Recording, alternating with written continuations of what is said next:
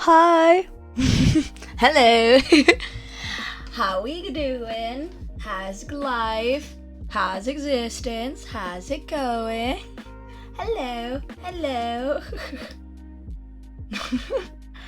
Hi. I hope you're doing well. I don't know why I'm suddenly like super warm.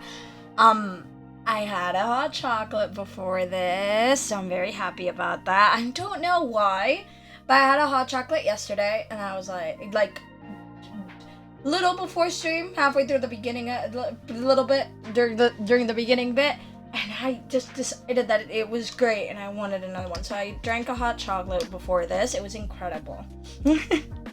Hi.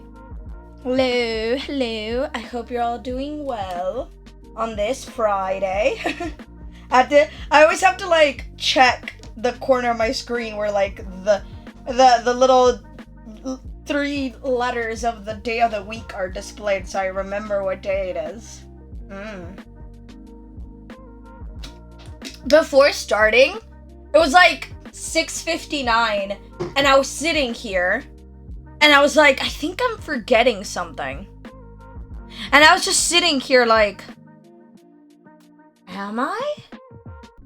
It was like the weirdest feeling, because usually I'll have the I think I'm forgetting something kind of feeling often enough, but that was like super weird. It felt like something was wrong. It was like, I was like looking around my desk being like, what, huh? And everything was fine, as far as I'm aware. I'm not missing anything. I was just very confused. It was very weird. But it's fine. It's all good. On that note, I am so excited. My day was good. I went to a fabric market and to a comic and ear game festival and saw a bunch of gay people. That sounds fun. Ooh. Fabric market also. Oh, that sounds cool. That sounds fun. I hope you had a lot of fun there. But it sounds like you had a good day. And that's great. And that's awesome. I never have anything interesting to talk about in my day-to-day existence. It is not the most exciting, stuff. Yeah, there's only so much you can say about, every so often going to the supermarket. There's also an exhibition I went to. Ooh. Ooh. What was the exhibition for? Kinda curious. What was it of? I don't know why I feel like my voice sounds weird, but I don't know. And then I try to change my, intonation to make it so it doesn't sound weird to me, and it still sounds weird. Anyway, my day was great. I'm getting a cat. You're getting a cat? But my mom wants to bargain down the price, and she's at an event right now, so I'm calling her because I want no one to steal that cat from me. Cat. I hope you get your cat, and that's awesome. That's awesome. I hope you get your cat. And you can send us a little pictures of your cat. I love cats. Cats are so cute. Pets in general are so adorable. Oh my god. Having pets is such a sweet thing. It's so nice. I love pets. Pets are so sweet. Yay. So yeah, I hope you get your cat soon. And then you can be all cutesy with your cat. So BRB. Yeah. I'm so very, very excited. Oh, I am so very, very excited. I couldn't wait a second longer. I ended yesterday, and it was like, and I mentioned it yesterday, and I was like, okay, I might just do the wedding tomorrow, aka today. And I am, shut up. It was for the 50 years existence of the cultural home, and there was a little thing where artists that had previous exhibitions there were allowed to make a thing for the new one, and they could invite one other person. Ooh. That sounds cool. Exhibitions are very, very cool. See? That sounds like a lot of fun. Neato. There we go. Got my I almost threw it on the floor. I got my nice keep my hands busy Play-Doh. I am so ready. I am somewhat warm for some reason, but I know that if I take my hoodie off, I'm gonna be cold. I have no idea what is happening. I have no idea what is happening with myself, but yes. Also, there was one part where one of the artists had like art of people in like spicy gear, so, if you know what I mean, and that part was quite awkward because I was there with my grandmother. Uh-oh. Oh no.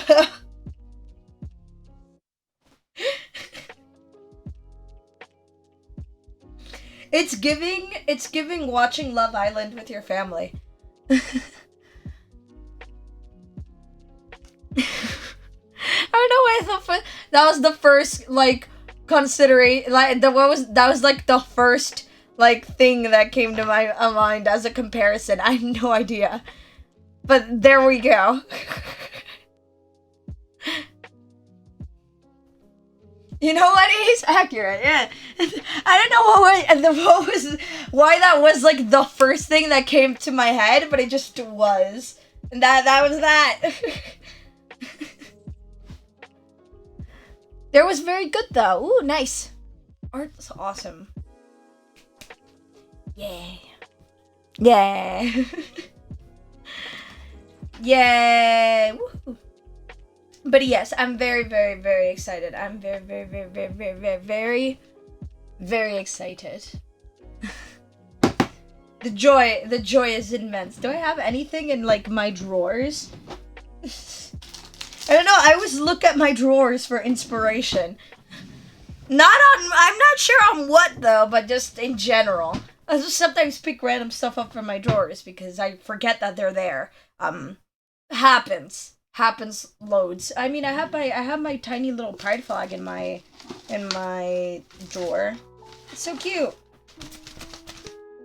I have that. It's here. Anyway, enough. I don't know what I was like. I don't know why I thought about just like randomly doing that. Sometimes I just do. Oh no, weird. Anyway, I'm very, very, very, very, very excited. I couldn't wait a moment longer. We needed to do this. Need to have this fictional wedding. It's incredible moment. Are you excited? I'm excited. I am so very, very excited. The excitement is real. So, yesterday we did all the wedding planning, which was fun. And the hardest decision was the venue. Oh my god, it was so hard. But I'm happy with the choice. I'm confident in it. And so now, it's actual wedding time. So I'm very, very excited. So, it's like we do. I noticed that yesterday I had the screen kind of like this. And whoopsie. So, here it is. More centered.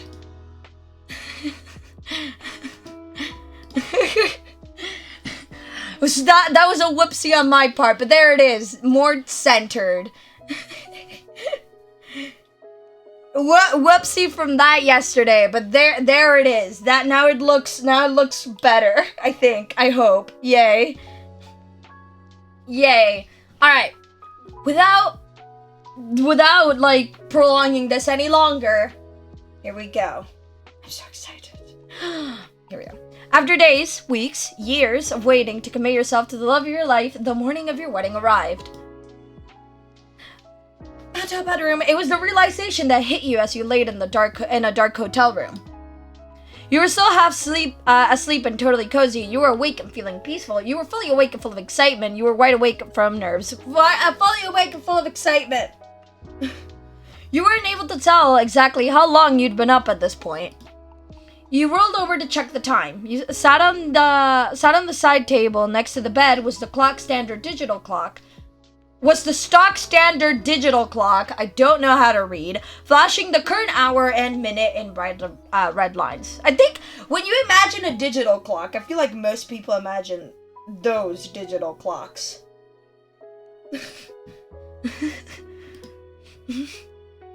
It was time to get up. At least it was if you didn't want to be late or show up to your wedding in pajamas. Fair enough. And thinking of that, it struck you that Cove had to have gotten up as well if he hadn't woken up even earlier. Reaching over to the table, you got hold of your phone. Clicking it in showed a string of new messages. It wasn't hard to guess why people might have things they wanted to say to you on that particular day, but one name on the list caught your attention over all the others. Cove, he'd messaged you. You opened your chat with him instantly and read each individual text. Are we in the phone thing? I love the phone thing. I love this. I'm awake. I want to call you, but I don't want to wake you up if you're asleep. It's important to have a good night's sleep, especially now. And all the time. You can call me when you want to. Love you. Sweet.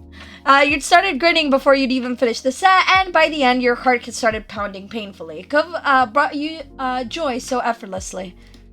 You tapped at the screen to switch from messages to his contact page, clicking to call. There was already an answer the moment you'd lifted the phone to your ear. Hello, Ace? Yes, hi! Cool, his tone grew softer and you pressed the phone closer to hear.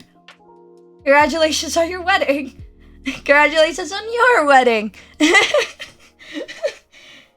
Mirroring is so much fun.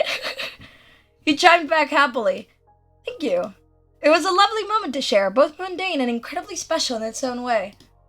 But then Cove gave a deep sigh. The gentle voice turned to a distant whisper. It's almost time.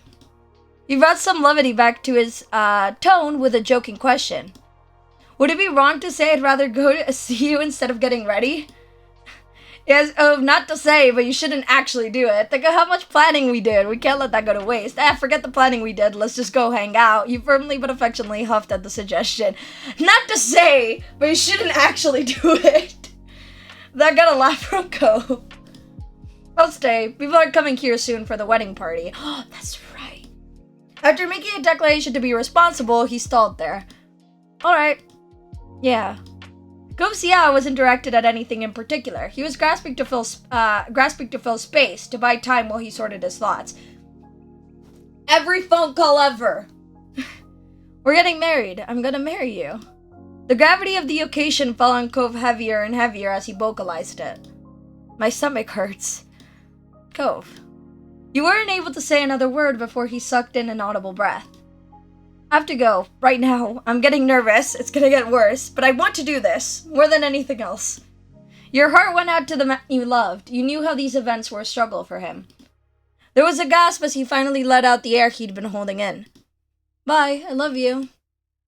I don't love you, okay? If you could do it, bye. See you soon. Don't force yourself too hard. I love you too. Goodbye. I love you too. Without letting his determination lapse, a Cove ended the call. As short of an exchange it was, there we go. Hearing his voice had been such a nice way to start the day. You knew you'd made the right choice to not fully separate. I like the phone call thing. I like the being able to digitally connect, but do the surprise thing anyway, like the whole traditional be apart kind of thing. It's a good compromise, I think. You sprung off the mattress onto your feet and got into action. You had places to be and people to see. Your clothes were hanging up against the door of the small hotel closet, and you went right over to admire the outfit. It was fantastic. The day was fantastic. Everything was fantastic. You could barely contain yourself. From there, you went into the bathroom to brush your teeth and shower before anything else. Yes, good call. Once clean and dry and half dressed, you went back out into the main space of the hotel room. Your phone lit up with a new message and you glanced at it. The wedding party had arrived. They were in the lobby. You put your own phone down to pick up the hotel's landline. When the desk manager answered, you explained the situation and they promised to lead the group up to your room. The call ended simply. Great hotel service, yeah. A short time later, a knock vibrated through the heavy front door. You answered it right away. Liz was there with a smile to greet you. The rest of the party filled in after. Congrats and hellos were exchanged as they passed. Hi, this is great. You decided to do your own hair. You had a stylist coming to do your hair. You had decided to have your mom do your hair. You had decided to have your mom do your hair. You decided to have Liz do your hair. You had decided to have Lee do your hair. You had decided to have Terry do your hair. Can I have a stylist come over? I'd love to have a stylist do my hair. That would be so cool. And I'd put on your makeup. The stylist would also put on your makeup. Mom would put on makeup for you. Mom would put on makeup for you. Liz would put on makeup for you. Lee would put on makeup for you. Okay, you got it. Terry put on makeup for you. You did not need to put on makeup. I want the nostalgia factor of, I believe it was for the charity dinner, unless I'm remembering this wrong. But I once asked Liz to do my makeup at some point, and I want that sort of thing. Yeah. Liz knew the arrangement and would make sure it stayed on track. You and your party got right to work, changing, timing, and polishing up for the occasion. During the flurry of preparation, the stylist arrived. Liz handled that, going down to the lobby personally to lead the stylist up to the hotel room. You got yourself tucked, zipped, and buttoned into your unique dress when a series of rapid, but not specifically loud, knocks struck the door. Only a few people could come to your room without approval, and the sound was not Ove. There wasn't any of his usual notable pauses between knocks. That left one other main option you thought as your maid of honor went over to answer the door. Baxter! There on the other side was your partner in this wedding journey, Baxter. His outfit looked as though he'd reverted back to his teenage self. It was all black. You gotta go with the classics sometimes. I mean, come on. But you were aware that the staff would be dressed top to bottom in dark shades. That is also very true. To be recognizable to the guests as employees and not as possible long-lost cousins twice removed. He offered his polite greetings of his own to you and your party. Hello and very good morning to you. Hi, good morning. You look incredible already, but don't fret. I won't interrupt the process for long. How are you? I'm here to check in. Is there anything you need? Everything's good here. Do you have a way to speed up time? You wouldn't happen to have a curve on you somewhere? I've got it under control. You shook your head. I've got it under control, I think. Yeah, the curve of his smile pulled ever so slightly higher. Wonderful. I can hear that wonderful in his voice. Though let me add, I also came in order to keep you informed on the wedding status. Oh? A hopeful vent came through in your tone. Yes. The status is, it's ready when you are. It should go off without a hitch. That's what we like to hear! Yeah! That's what we like to hear. That's music to your ears. You were so grateful Baxter had gone to as much effort as he had for this. That is music to my ears. That's what we like to hear. That's what we'd like to hear. With absolute earnestness, Baxter wished you well. Take care. I'll let you return to your preparation now. Is he sure there's no fruit trucks? I hope! Baxter's voice gets me every time. Mood, yes, fair. I hope there's no fruit trucks. Let's pray. Let's all manifest no fruit trucks, or flower trucks, or trucks of any kind. You waved as he made his way back out the door. The frenzied mood of wedding work swept back in with no further distractions. You cleaned up your nails, Ma did your nails, you painted your nails, the stylist did your nails, Mom did your nails, Liz did your nails, Lee did your... Let's have Lee do my nails. My nails are short. Oh my god, I can't handle the long nails. Sorry. Or the band you went with. Solid color, pastel color, French tips with a solid color. Oh my god, French tips with a solid color, that's cute. And we're doing white, classic. Your party was there to get you through the whole morning of preparation. There were laughs and a few tears, all happy. There was a time investment, however, that looked However, the look did eventually come together. The clothes, your hair, and makeup was all set to what had been planned for the day. You glanced down at yourself, fully dressed to get married. You did a happy twirl, you grinned, satisfied with yourself, you swallowed hard, you wiped your brows relieved, you released a steadying breath, you suddenly felt in a happy twirl! You stood in the center of the room, and after a moment to yourself, the rest of the group surrounded you. Lee's dress! You've never looked better. That's saying something, just saying. The colors are so pretty. You're dressed to a T. I love seeing the dresses! Shut up! Nice job, kiddo. You're all grown up. You got a big thumbs up from Terry. I love this best. I love it. And then the moment had arrived, your body felt hot under your expertly tailored clothes. You didn't have to wait any longer.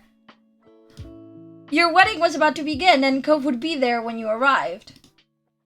You took a deep, steadying breath and stepped out into the hallway. Rapidly, you made your way to the elevator and took it down to the lobby floor. It didn't take you very long to weave across the hotel lobby and exit through the front doors. Outside, you immediately spotted the rental car that was sent to bring you to the poppy field. You stepped into the car, and your maid of honor tucked in after you. Yeah, let's have my maid of honor with me. You fidgeted restlessly in your seat and settled on stretching your legs out. The corner of your mouth tugged into a smile with a light chuckle. There was at least plenty of leg room.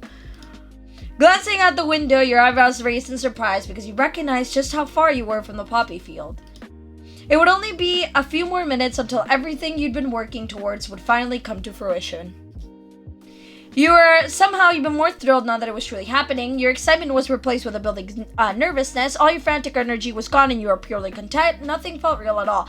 I like to imagine I'd be thrilled because I'm very, very excited. This was the realest that the wedding had felt so far, and your heart ecstatically pounded in your chest.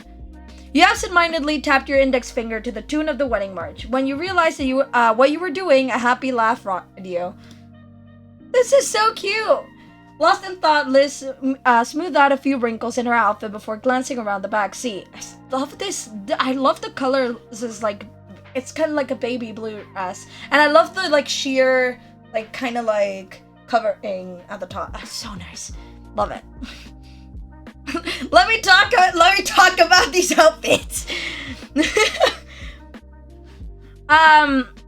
Okay. Smooth out a few wrinkles in her outfit before glancing around the back seat. She then turned her attention to you and cracked a small, satisfied smile. Mm-hmm. Everything's already going excellently. Liz lightly bumped her shoulder into you. You teasingly rolled your eyes in response.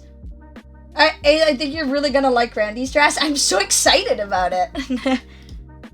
Great work, little kid. Thank you, I'm so glad you're here. Reached over and hugged her. Oh my god, I'm hugging you. You held onto your sister tightly. Liz sniffled and kept a firm hand on your back so you couldn't let go yet. Liz released you and waved a finger in your face. Her eyes were red, rimmed and shiny with tears. It's wild this is finally happening, but I really am happy for you and Cove. Vaxer wasn't kidding earlier when he said that the hotel was near the ceremony. The trip was already over and there wasn't another second to spare.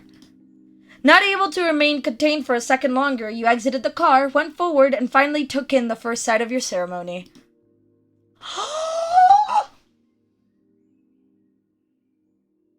The archway!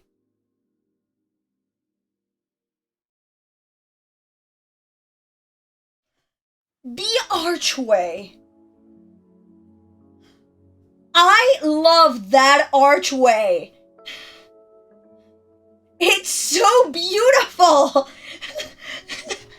It's so beautiful! It's so amazing. It is! That's beautiful! I love it! The field of white and poppies. Warm rays of sun drifted down on you as floral-tinged gusts of wind came out from over the expansive hills. It was soothing. Beyond the chairs for guests was an arch bursting with leaves and flowers, as if it had sprouted from the ground itself. I love that archway so much. It's so beautiful. I'm never getting over this archway. It's so pretty. I love it. Everything was aglow. Even the petals of each individual poppy seemed to sparkle more than usual. Ace. Your planner had immediately been informed of your arrival and came to greet you right on schedule. Good afternoon. How good to see you again, and so soon after the last time. He tilted his head in your direction casually while chuckling. You stood tall, smiling wholeheartedly, which was all you'd been able to do the entire morning. You could imagine how tired your face would be once it was over, but that was a problem for future you. Then all the presence of casualness for the day left Baxter's voice. A bright fire lit up his dark eyes. Now? It's showtime. Let's get into our proper positions. The wedding parties are being led up to the front where they'll stand by, while the guests are getting directed to open chairs in the audience area. Does that sound alright? Ace, please go back further with me so you can be ready for the owl walk. I'll send Cove over next. On the promise of being reunited with Cove, you let yourself be led away by Baxter. You only had to hold on a little longer, then you'd get to see him. I'm so excited. You went back down the bend, and there was an eager hastiness to your pace. A corner was turned, separating you off from the main scene. Good luck, Ace. I'll congratulate you when it's over. I'm so excited! Baxter trusted you enough to handle the rest, and waved coyly over his shoulder as he left. He had to handle more of the arrangements behind the scenes so that you and Cove could have your spotlights. You stood there alone, foot tapping, resisting the urge to pace. I would pace anyway, I know myself. You'd never been more grateful of how quickly Baxter worked, when only a minute later you heard someone approach. The excitement is unmatched. At long last, what you'd been anticipating came to be. You saw him again.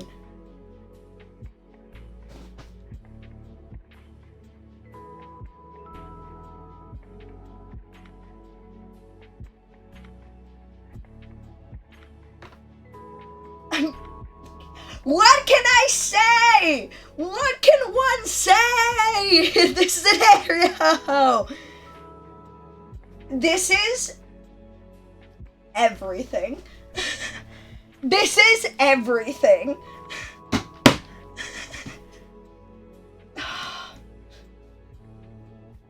Oh my god. The last name rung especially strongly in your mind because it was the name you would share. Without a word, Cove lifted his arm for you to take. Oh my god. His blue eyes were crystal clear. You could see your future together sparkling within them. That is such a nice sentence. Seeing him like that, completely ready to marry you, was breathtaking. You wrapped your arm with his gleefully, creating a secure link. The touch coaxed one of his precious, lovely smiles onto his face, though he still couldn't say a full word. This is so... An assistant joined in only briefly to hand you the delicately crafted white puppy bouquet you had designed with Can't do this. You gratefully accepted it, taking hold of the base with your free hand and gripping tight. This is so... I love it. The assistant made their exit while you tried to relax by breathing in the gentle perfume of the bouquet. It was sweet and beautiful, reminding you of Cove. That is so sweet. You peeked at him from behind the petals. He was watching you too. While waiting in the wings, footsteps, the distant chatter of a crowd, the heavy breathing of your partner, and your own heartbeat pattered in your ears. Your eyes closed as you strained to hear the cue above the rest of the noise. But there was no need. You knew the moment had arrived when everything in the distance went silent. It even felt as though your heart froze in place, not wanting to be the one thing to interrupt. The first note was struck. Cove's hold on you tightened into a trembling squeeze. And that was all you needed to move forward. You began to walk forward with the love of your life. This is so sweet, I can't. This is so sweet, I can't. He was right there by your side. His legs were shaking too, and from the corner of your eyes you could see his cheeks were wet with heavy tears. I love this. You'd never been brighter. You were an absolute sobbing mess of emotions. You smiled softly with tears gathering in the corners of your eyes. You were unstiff from nerves. You were unsteady on your feet, afraid you might faint before even Gove had the chance. You had to resist the urge to drag him down the aisle to get to the end already. This one. You watched as his mouth opened and then closed, as if he was speaking to you. Though, if he was saying actual words, they were too quiet for you to hear. The crowd was full of joyous smiles and loving glances, but no one made a move to distract you or Cove away from each other. You wouldn't have noticed if they had tried. I just keep, leaning back and putting my hand over my heart. Just I just keep, leaning back on my chair and just, doing the hand on my chest sort of, loving look. I've caught myself doing it, 3 times already. All you were aware of in the entire world was the wonderful man holding desperately onto your arm. And how, on one of your shared strides, his knee locked and Cove stumbled. You rooted yourself in place, pulling up against Cove to keep him from falling completely. He leaned into you and you both swayed to the side, but he stayed on his feet. The two of you straightened yourselves out and kept going. You were equally committed to reaching the end of the aisle. It may not have been graceful, but to you, it was beautiful. And you made it. When you arrived, you loosened your hold on one another to change positions. You stood in front of him face to face. Softly, Cove's lips parted again, and finally, that time you knew what it was. Your name. Ace. I'm out. Tapping out. Can't do this. I'm smiling far too much. This is so good. This is so good. He lifted one hand to wipe tears from the crinkle of your eye. He brought his head lower to be closer to yours, still caressing your face even after those tears were gone. Your tears ceased to stop, brand new tears of joy fell, your tears were ceased to stop, and you pressed your forehead against yours, brand new tears of joy fell, and you pressed your forehead against Just, the forehead touch! It couldn't be helped. The delicate way he held you only made your emotions swell more. But you embraced it, nuzzling against the one person who impacted you in such a way. I'm obsessed. I love it.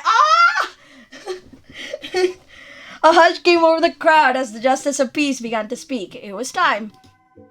The ceremony speech flowed over you. You listened to each word, but sentences faded out of focus the second they had passed. It was like having a dream. Thoughts and feelings in your own mind held far more weight than anything outside of it. What did break through to you were Cove's bashful gestures, shuffling feet, quivering eyes, a palpable nervous energy that was barely swallowed down.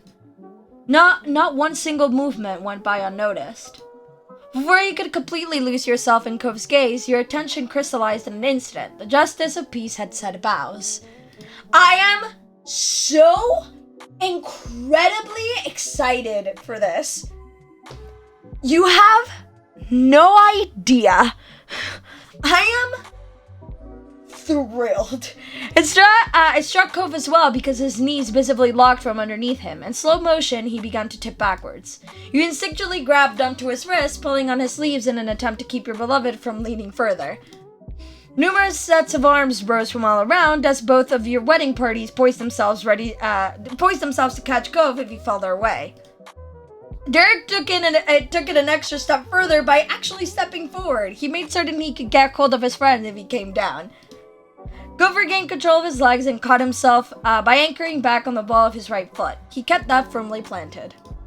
He was still so absorbed in the moment that the notion to be embarrassed by his near faint didn't take up any space in his mind. It was as if it hadn't happened, at least for Cove. The Justice of Peace, however, lifted a brow, assessing if your groom was physically capable of completing the ceremony. For all his trembling, Cove stood stiffly, a pillar that could not be moved. It was enough to appease your Justice of Peace into continuing. Justice of the Peace! The couple has chosen to prepare their own vows as they will share them now. Cove Holden, please begin. He took in a long breath through his nose. I'm so excited about the vows. Oh my god. After so much build up to the wedding and all the effort that it took to create it, this was the final hurdle for him, articulating his deepest feelings about you out loud. Of the room. Yeah, I don't know how to read. We prove this every day more. I mess up my words so much. Go looked into your eyes, searching for the words he needed. You waited, impressing as much encouragement as you could into your gaze, transmitting the psychic messages. Finally, Cove began his vows. Ace. I'm like ready, but not. I'm so excited. I haven't glanced at the screen yet. Here we go. I keep saying here we go, not doing anything. Alright. We met when we were 8 years old. And well, I wanted to run away to Nevada somehow that first summer I moved into the neighborhood. Truthfully, I planned to do it before my dad and I had even made it to Sunset Bird. It didn't matter what it was gonna be like. How could it ever be okay? But I saw you the first day I was there, and nothing went the way I thought. You changed everything in my life. He sunk lower into himself sheepishly and offered a goofy grin. Well... I did still make an attempt in my child mind genius, but it was just gonna be for a visit. And you came to find me. You tracked me down all the way to the end of town. You were the person I needed when I was so little and so lonely, and you still are the one I need right now. You and me are a couple of Rottennecks forever. Every far-off image playing out in his mind brought further joy to Cove's features. He laughed nostalgically. Just a whole keyboard smash right now. Fair! Fair! You'd picked my side over your own sister and put up with me even when I'd be pretty selfish. You were there for me when I was actually upset. Thank you. I got to have a childhood thanks to you. You didn't let me lose it all because I was sad. I had someone I could make those memories I cherish with. Making sandcastles, watching the clouds, catching fireflies, and everything else.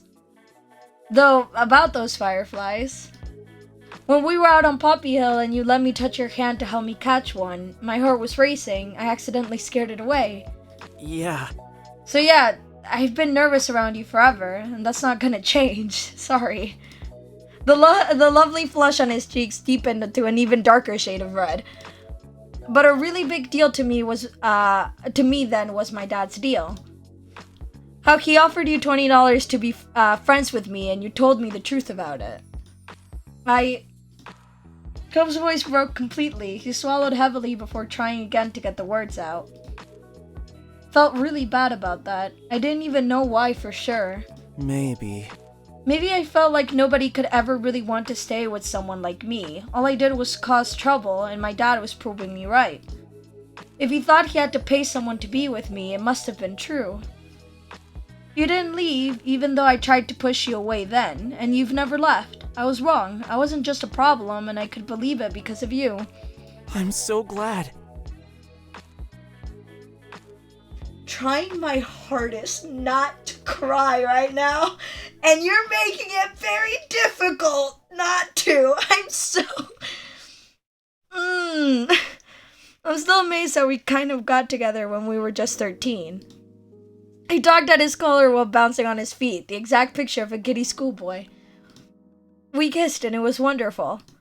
But even still, when puberty happened, so many things seemed harder than before. I'm definitely glad you were around to help me survive it all. Especially my, in hindsight, painfully obvious crush on you. That felt unbearable to me, and I bet it was probably frustrating to everyone who was watching too.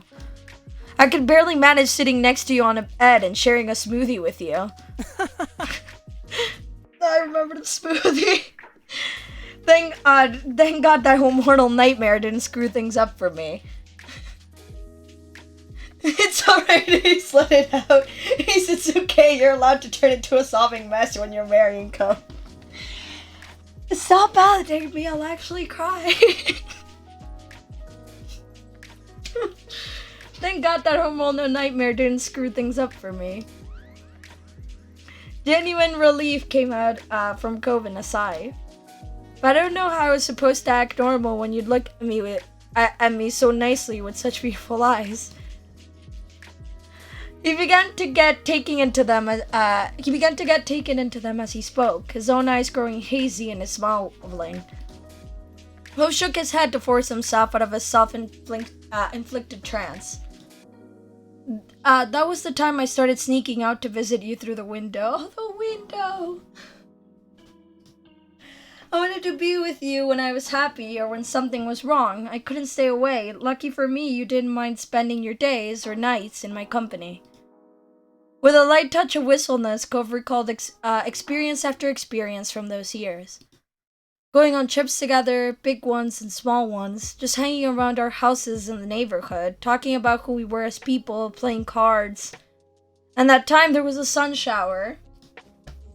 It's so nice, just...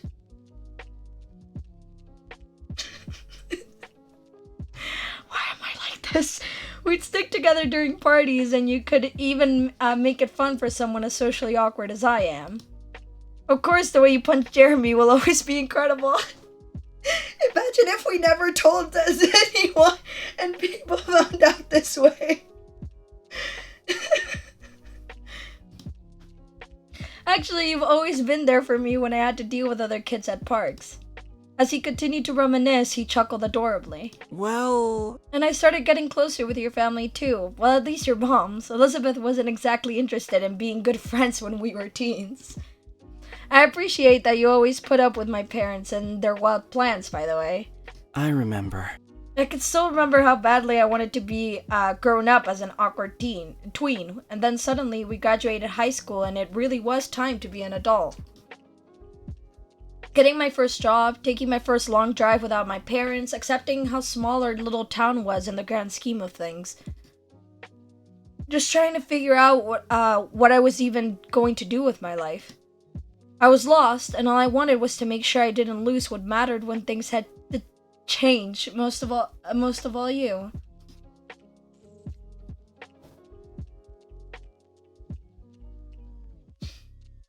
I just glanced at the screen.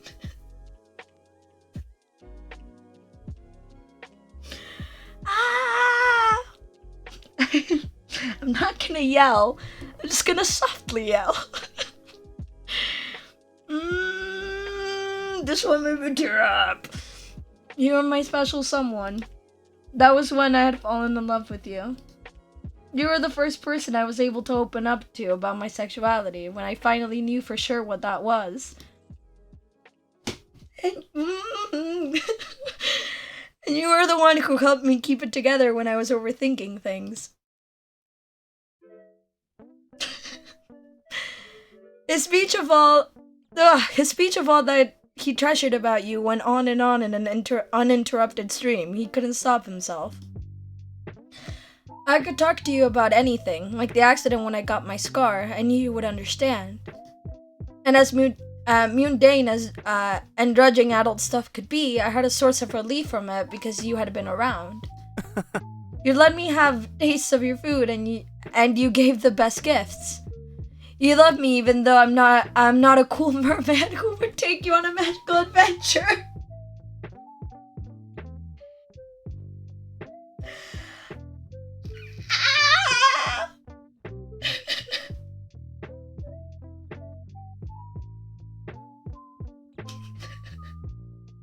Thanks for waiting for me. And you live with how long it took for me to be able to do anything romantic. I was feeling a lot and didn't do great at managing it, but I was so clingy too. I never wanted to be apart then. I think I'm a little more of a big boy about it now. Maybe? Huh. He had long last stopped to breathe before his emotion-driven attempt to convey himself continued in full force.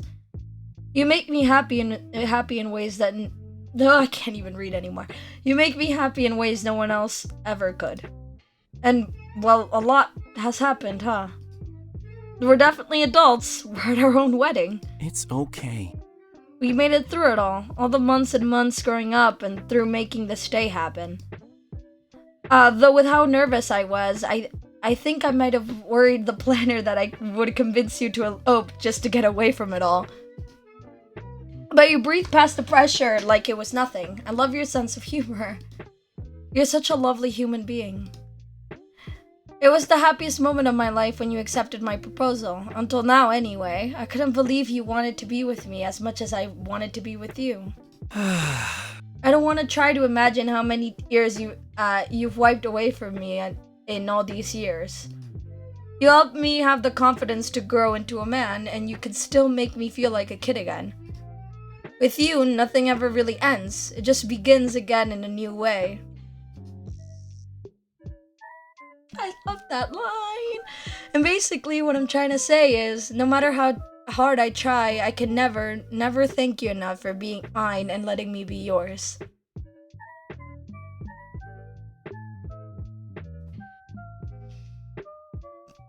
Have I mentioned recently how much I love this game? Because I think it's a really good time to do so.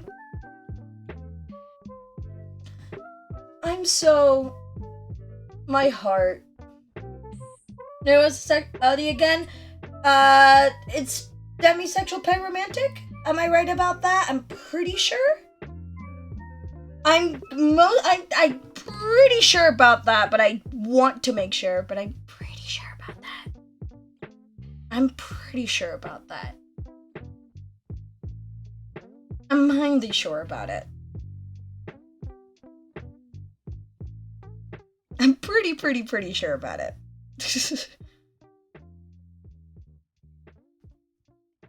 But I wanna make sure. I don't wanna be wrong. Yeah, demisexual panromantic. Yeah, got it. Just quickly had to Google to make sure I was correct on that. I wanted to fact check myself on myself.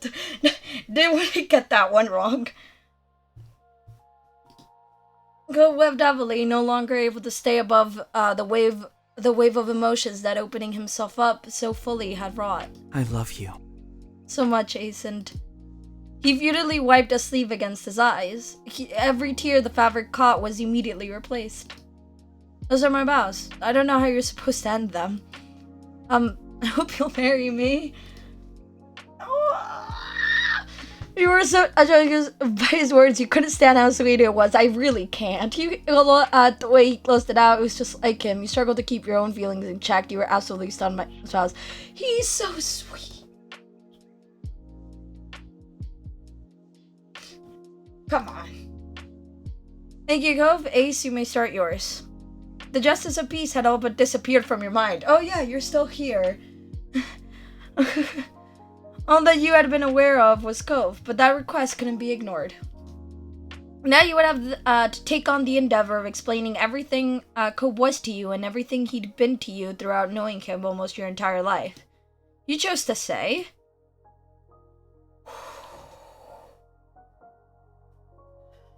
This is important stuff.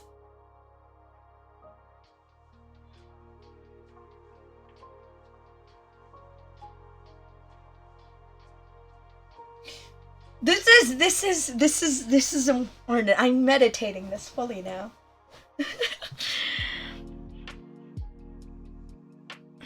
Okay, how am I going about this? I don't think to try to predict that this is gonna go. Okay. I'm going with, all I want to tell you is who you are to me.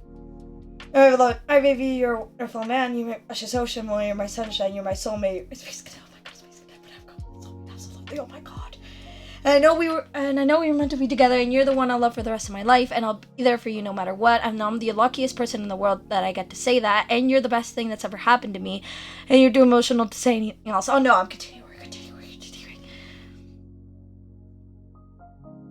I'm the luckiest person in the world that I say that. Oh my god. Go covered his face with trembling hands. He was murmuring, crying, and all around about to pass out again. Your Justice of Peace nodded contentedly, accepting those vows as you sworn oath to be very nearly husband.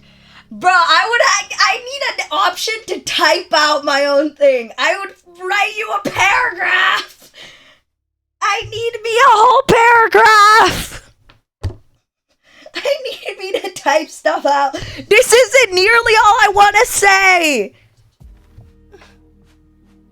Yeah, it's demisexual panromantic. You are right. It's demisexual panromantic. You're right. I fact-checked myself, too, because I was worried I had gotten it wrong. You are right, Queen.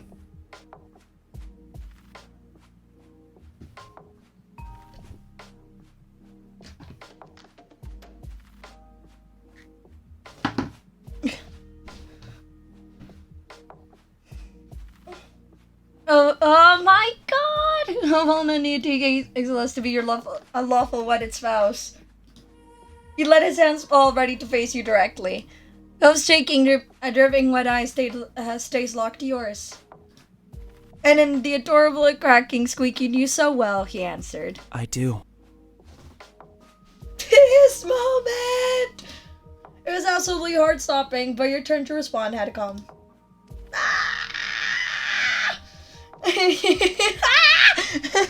I'm like freaking, and I'm like fully freaking out now. I'm never shutting up about. I'm that one meme. I'm not gonna. I've been waiting for this for years. And do you, Celeste, take Coholden to be your lawful wedded husband? Oh my god, yes. I do. Cove's smile was radiant and his tears were constant. You'd sincerely made him happier than anything ever had. Your maid of honor and Cove's best man stepped forward. They each held a small box that contained a wedding band! I had forgotten about the wedding bands completely! I forgot that was a thing! All of a sudden. Cove's hands shook as I was living in an alternative reality for a second. Hold. Cove's hands shook as he reached for the tiny treasure chest. With a focus forward to his brow, he accepted the silver ring. You gladly offered your hand to Cove. He cradled it gently in one of his own.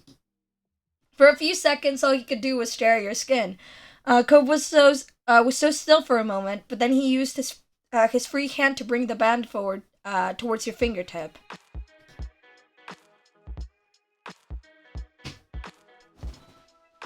Oh my god! He carefully slid the ring to its proper place on your finger. Your gaze locked onto it, utterly amazed. Swallowing thickly, Cove raised his hand out for you. You held it in return and brushed your thumb across his palm. It was your turn.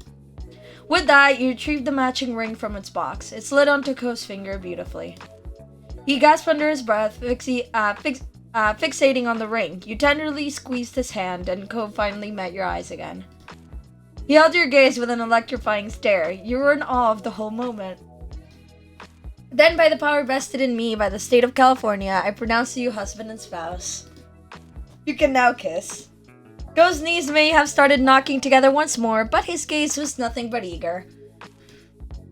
You reached for each other in a loving kiss. You kissed Cove on the cheek. Cove kissed you on the forehead. You threw yourself into Cove's arms to kiss passionately. Come, but I would not be able to hold back at this moment. Waiting even a second longer was impossible. You sprang forward like a shot and tangled yourself around him. Your husband stumbled, but was able to keep proper hold of you, as you knew he would. Your lips connected with Cove's in an urgent expression of your love for him. He returned the kiss just as neatly. The beautiful flowers from your bouquet tickled against your skin as Cove's body pressed it up against you. After your faces shifted away just a hair's breadth, so you could see one another fully. His expression was wholly adoring, and you could still feel his warmth lingering. The crowd erupted with cheers and applause around you. Giddy, you ducked your head towards Cove's shoulder and laughed. Peeking over at Cove, you realized that he was barely paying any attention to the jubilance around you both. Instead, his gaze was solely fixated on you. This is so sweet, I cannot handle. He gently took your hand, he linked his arm around yours, he walked right beside you and yours. We're linking yours. Your head tipped back in a hearty laugh, Cove's smile widened, instantly matching yours. Happy, you leaned the side of your face into his side. You were over the moon that you'd get to spend the rest of your life with Cove by your side. Ah! I love this so much! You went down the aisle gleefully as you passed by your friends and family. You caught several thumbs up, proud nods, and cheery waves. Some were even still clapping. Sniffling, your vision threatened to fill with tears after witnessing more than a handful of people dabbing their eyes with tissues. When you briefly came close enough to Mr. Holden, he patted Cove on the shoulder. Despite his weepy expression, you could tell that he had the greatest pride for his son. You waved at everyone, you blew kisses to the crowd, you shyly covered your face, thank you, you kissed Cove on the cheek, you smiled. This is so sweet. Thank you. Your voice joined in with the noise of celebration. Anyone that caught your attention, you cheered, yelled out your thanks.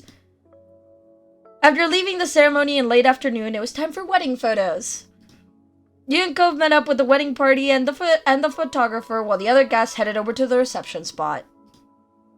The excursion was filled with fun and laughter while the photographer set out to get the ideal shots. Cove lovingly held your gaze, not afraid to show his affection in front of the camera for a change. His thumb brushed lightly across your cheek, and then he pressed his forehead to yours. His breath was warm on your skin, and you closed your eyes shut to relish in his love. When he pulled away, you were speechless. But you also had a feeling that was going to be one of the best shots of the lot.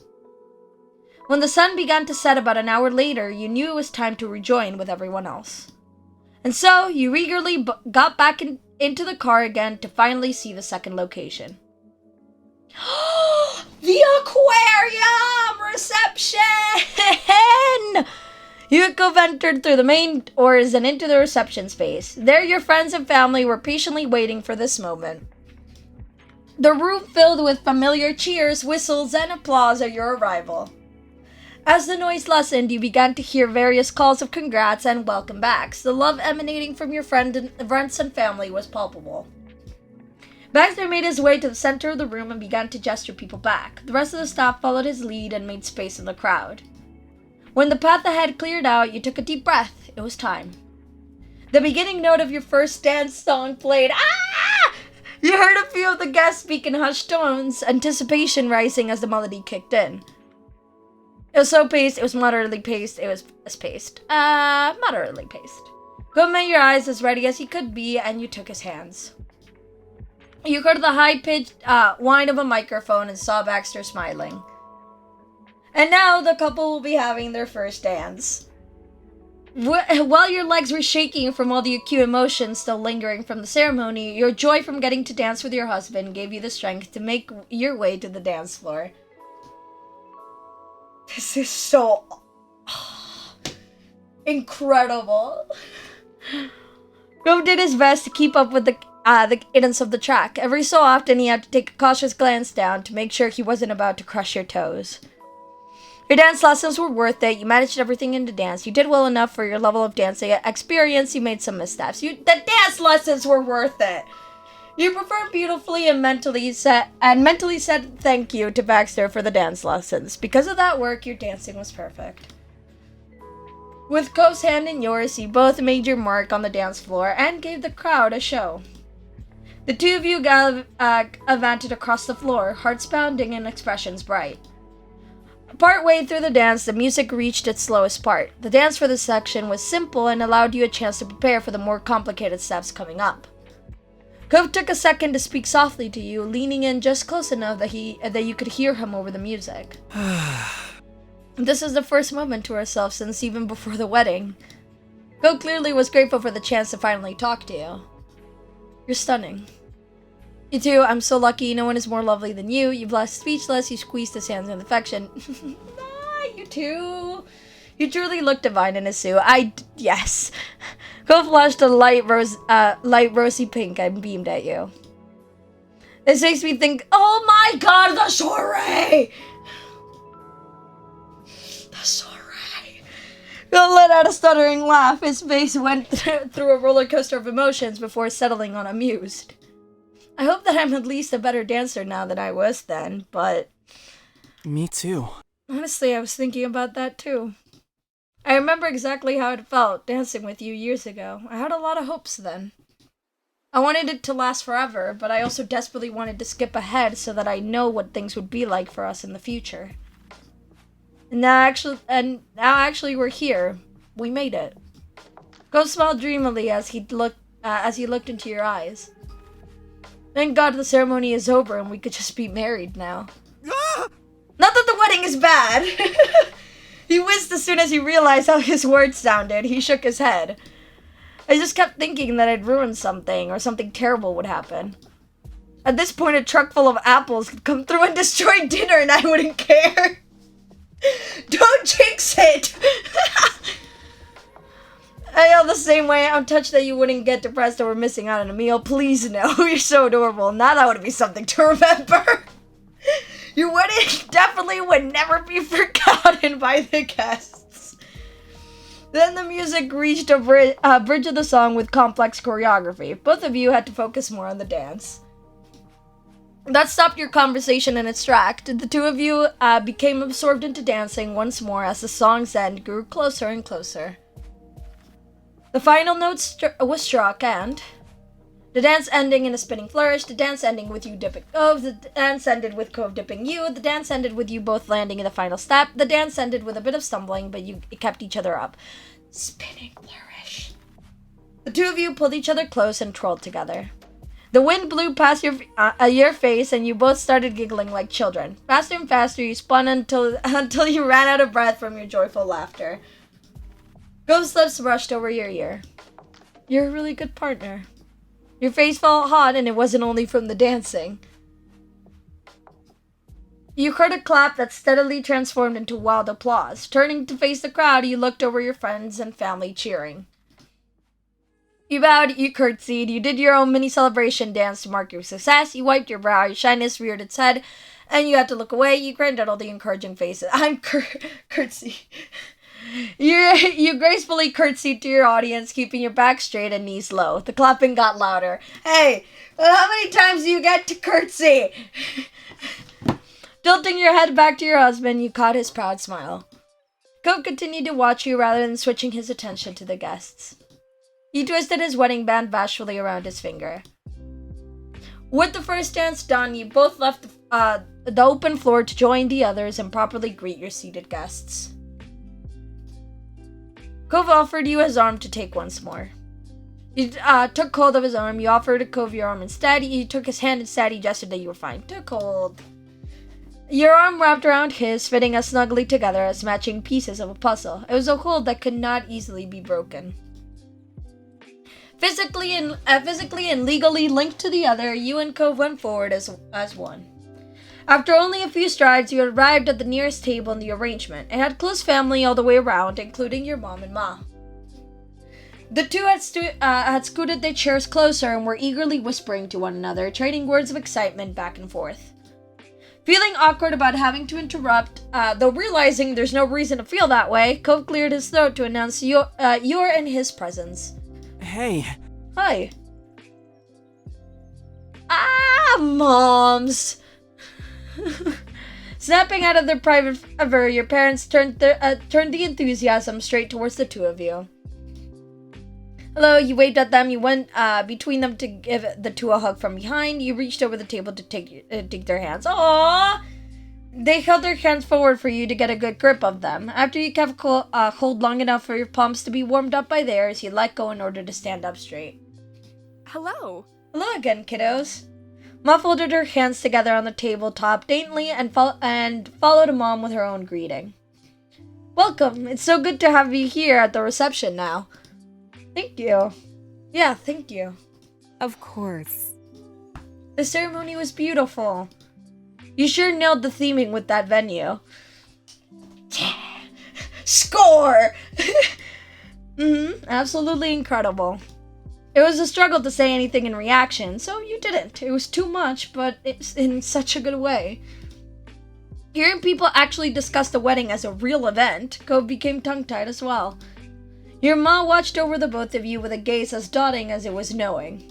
Have fun. Have fun greeting everyone else. We'll be here if you need us.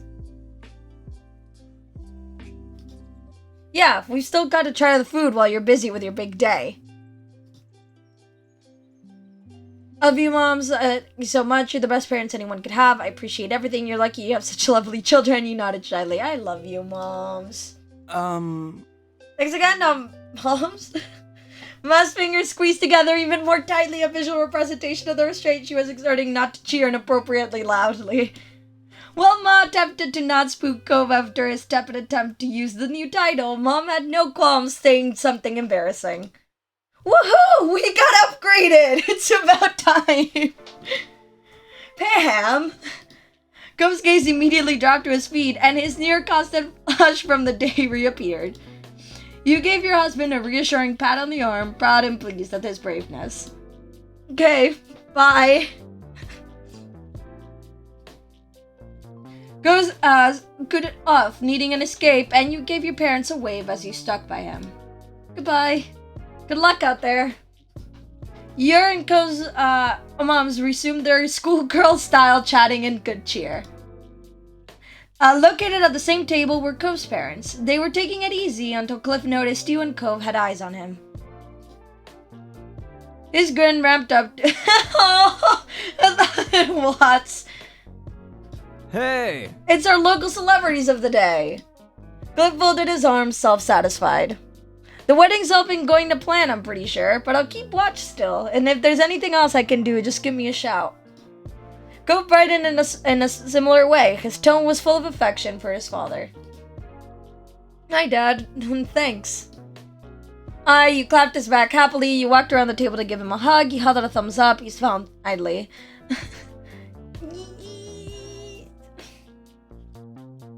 Screw it. Screw it. Shut up. It was tricky to weave through the space, but you were able to get an arm's reach of Cliff. He opened up his arms wide for you and then squeezed you back. Soon you had to get out from behind chairs and other guests, so you let Cliff go and nudged your way over to Cove again.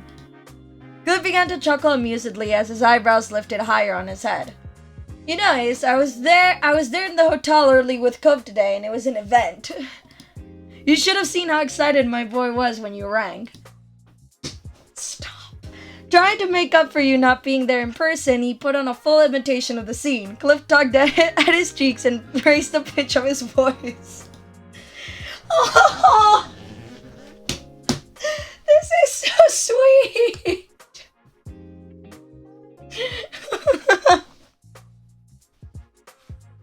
Wow, it's like being there. Oh my god. He's just calling.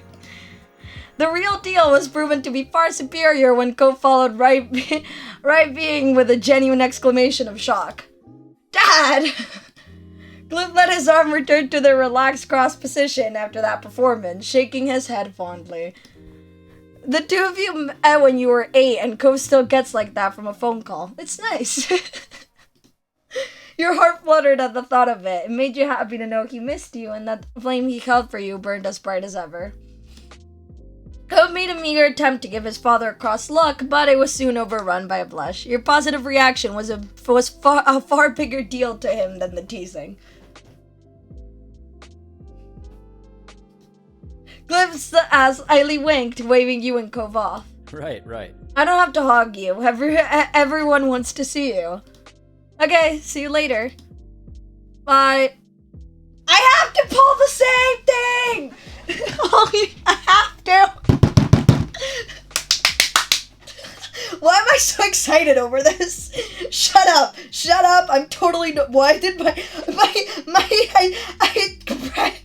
no, you can't lose connection now! There you go. Can't lose connection now! I'm so normal about this game. Have to pull out my bye, Dad. Come on. A loud gasp escaped Cliff. You glanced over at Cove for his reaction. He grinned sweetly with misted eyes, agreeing wholeheartedly with your statement. Now all that was needed was to see if you'd get Cliff's own acceptance. You didn't have to wait long for it.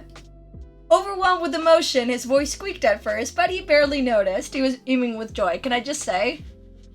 My father likes hot.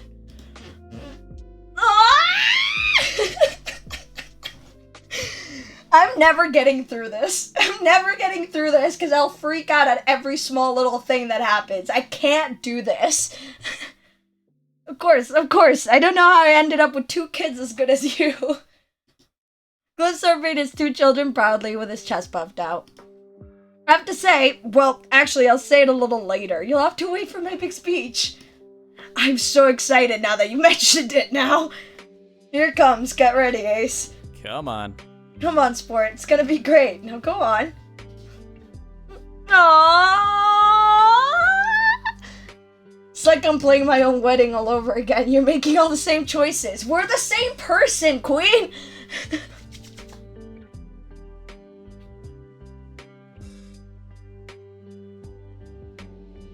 Oh my god, all these 3 options are so good. I don't know which one to say. They're all great.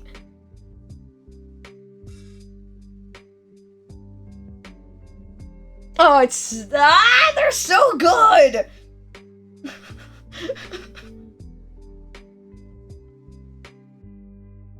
Yeah, I'm pulling it. You're amazing yourself. Then finally, you rounded the table's edge and reached the side where Kira sat. She was patiently sipping at a steaming cup of coffee, placing it down when she nodded it was time for the meet and greet with the 2 of you. Hey. We're like celebrities now. No, I'm kidding. Hey, Mom.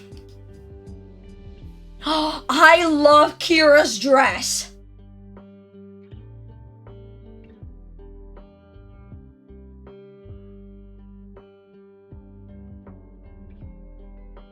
I love Kira's dress. Shut up. It's so pretty.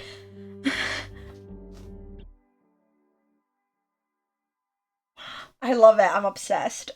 I'm obsessed. I'm obsessed. Hello, babies.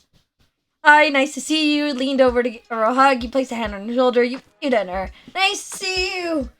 Right back at you. Thanks. Thanks for coming. It's really nice to see you. It's fantastic to be here. This has been wonderful. Also, that was a marvelous dance. Such an incredible way to make an entrance. Thank you. We took lessons for it. And I'm impressed you found this place. Talk about the perfect local for my little ocean man. I like the fish. Alright, I can't listen. I don't think I've mentioned the aquarium reception enough. But the aquarium reception, though. This is incredible. The sleeves are amazing. Yeah, I agree. I love how flowy they are. I love this little gap thing as well. Love it. All around incredible.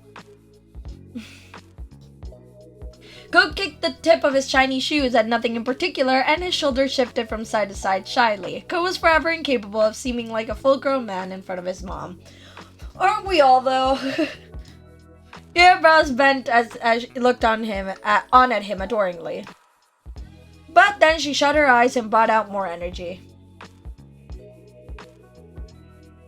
See you soon. I'll see the 2 of you again soon. You should go explore the rest of your exquisite reception. Right? It's in an aquarium! Love it. Oh, alright. We, probably should do that. Bye. Wait a second. Right above the left plant. Is that a whale shark? Think it is. How big is this aquarium? Pretty big, apparently. But hey, it's fine.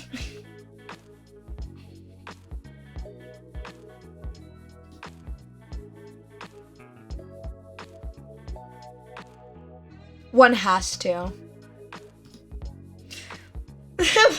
One has to.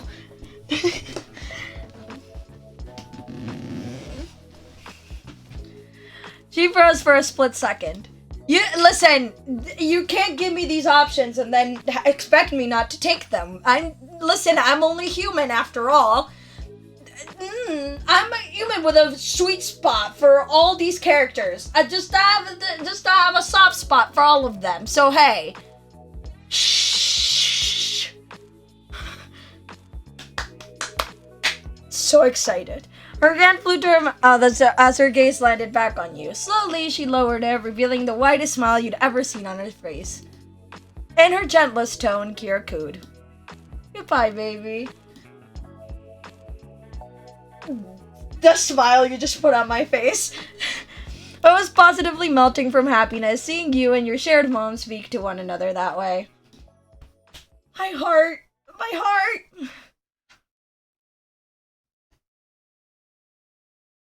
Yeah, I hope you have a great rest of your night. Only if you do the same. Then you had to continue on to the next table in the seating arrangement. There were still guests waiting to see the both of you. Same thing. It works. You had a pleasant conversation with your aunt and uncle on mom's side, and they couldn't have been more pleased that you had found someone who made you as happy as Cove did. Whale sharks are between 5 and 10 meters. This aquarium is not just massive, it's colossal. Like, that whale shark looks small in the aquarium, so it must be far away, which is just, like, insane. This aquarium is huge. Because, like, look, you have, like, other, like, creatures that are, like, further away. Like, you see them kind of, like, shadow. Well, you see this. Like, a gleam. You see these, like, plants over here. Like, this goes on. You have these candles on the floor, which I don't know, but that kind of seems like a safety hazard on my side, but okay, I guess it's fine.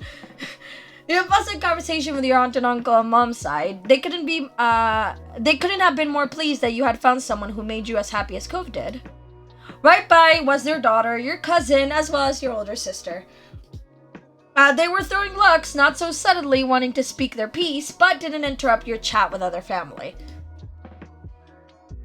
Still love Lee's dress. Still love Liz's dress, too. Oh my god, everyone dresses so well. Are we sure they didn't just build a glass wall around an entire sea? Who knows? Who knows at this point?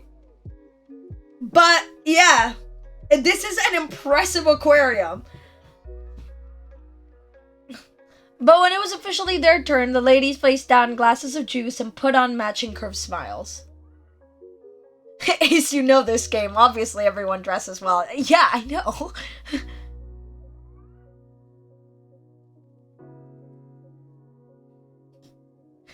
I mean, it's California. Also a game, so logic is not that relevant. 10-meter shark in aquarium. Yeah. It'll work out.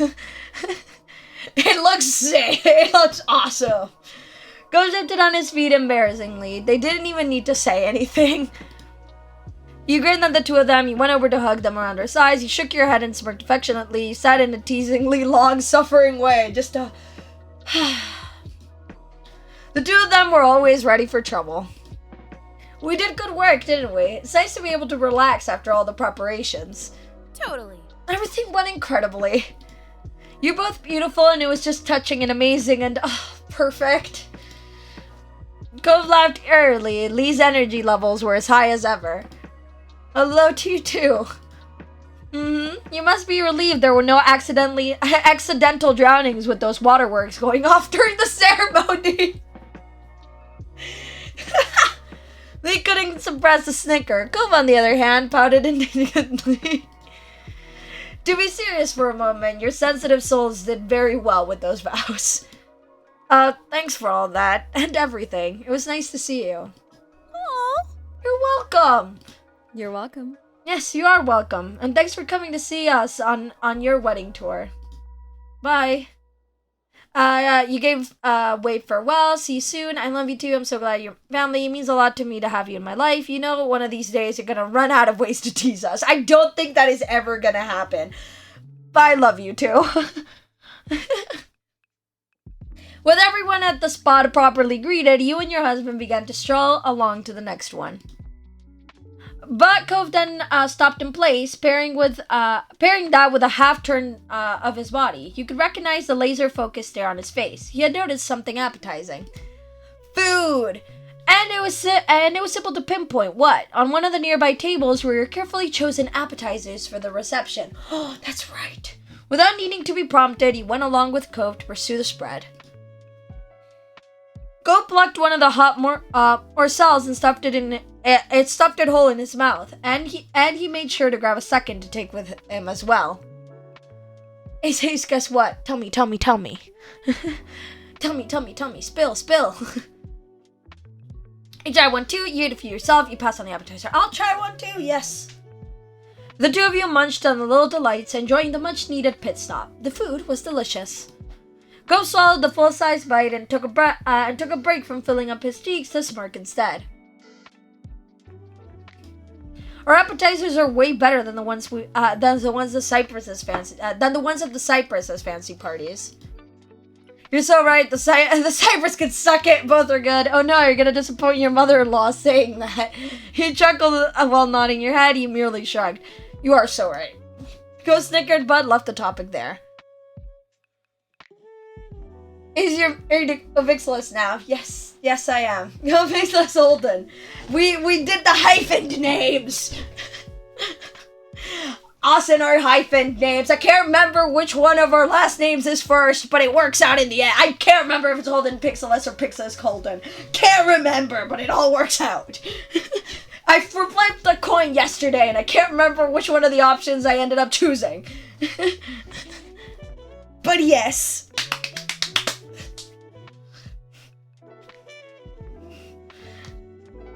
Also, I love that the little, like text boxes, like, you and your husband, and your husband, you, blah, blah, blah, blah, blah. Awesome. Love it. Please keep reminding me. It's great. I love it. The last appetizer Cove picked out disappeared behind his lips. Then he instinctively shifted his fingers to his pant leg before stopping himself. Pixton! Yeah, you know what? Where was secret option 6 to just do ship name our last names and keep that.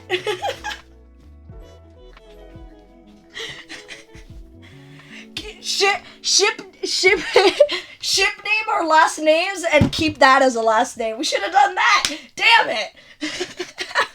Where was that option?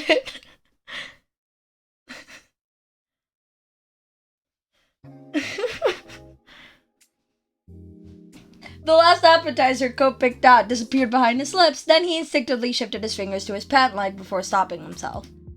Being on his best behavior, Cope instead borrowed a napkin from off the table to clean his hands. You polished up your snack shortly after, and for once followed Cope's example for tidying yourself. Your arms were linked as they had been before. Then you ended that interludge to get right back into the thick of the party. One of the most boisterous tables had Derek, Terry, and Miranda huddled together. No surprise that it's one of the loudest tables then. They were celebrating wholeheartedly. Hi, everybody.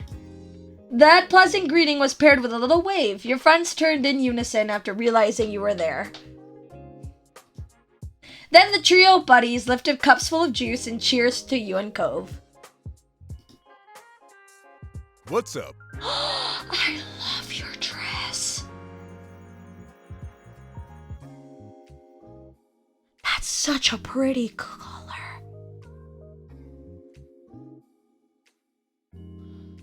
Sup, and congratulations. Thanks. Hi, thank you for letting us come. Oh my god, obviously you're like our closest friends, Miranda. Hey, congrats you two. It's like slash positive. Like, of course you'd be at our wedding. Hello, you get another group. You went around the side of the table giving each a hug. You held out your hands for high five. Oh my god, yes, we're doing high fives. Miranda, Derek, and Terry gave your hand a slap, each tearing up the speed of the smag when their turn arrived. In a tiny voice, Miranda began to fawn over you and Cove. I wanted to say I thought your bows were beautiful. Yeah. I was so emotional. Still not as much as those two, though. It touched the whole crowd, I'm sure. Go shyly basked in the affection of his closest friends, sucking it up like a delicate sapling in the sunshine. Thanks, and thanks for coming. Come on. Come on, dude, I wouldn't have missed it. We had to be. Cove and Ace are having their wedding. It's momentous. Ah! Come on. We're really enjoying the reception. Don't worry about us if you have to go do important bride and groom stuff. I appreciate that. It's weird to say, but we do have important bride and groom stuff to do today. We're getting all the guests right now. We're greeting all the guests right now. We're not kidnapping people. We'll see you later, though. I know how to read, I swear. Bye. Hey, bye. See you later. Safe travels. Enjoy yourselves. You're my best friends. I love you three. Thank you for everything. I'm so glad we met. You better invite me up to your wedding if you have any. You teased. You waved your goodbye sweetly. I love you three. Miranda and Derek awed as Harry wiped a dramatic imaginary tear from his eye. Thanks, Ace. Go skipped ahead, buoyed by the brief but fun interaction, and you went right along with him. The next table along the path was filled up with friends you and Cove had made in your adult years, as well as one much older acquaintance. Did Shiloh come? A person you know since some of your earliest childhood days, with all the ups and downs that such a long relationship entails. Mr. Shiloh Fields, and he made it, and look at his suit! Look at his suit and his little hat! I'm freaking out. Dressed in full formal attire with prim new hat touched to wavy brown hair, he had politely settled himself in with the rest of the crowd.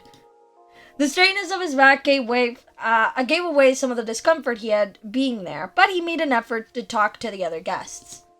There had been a lighthearted chatter until the focus switched to you and Cove as the couple of the hour.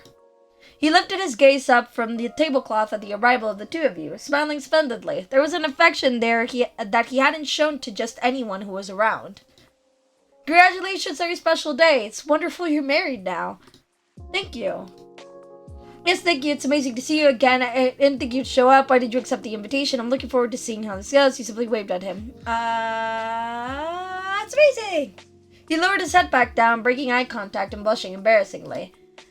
You then held out a hand for a high five. You then reached over to hug him in his seat. You then gave his shoulder a little push. Then you offered your hand a shake. Then you held out your hand for a fist bump. You then nodded. We're on the high five hour now. He definitely patted your hand back. Thank you for having me. That's so thoughtful. It was nice for you to, I'm sure you're busy?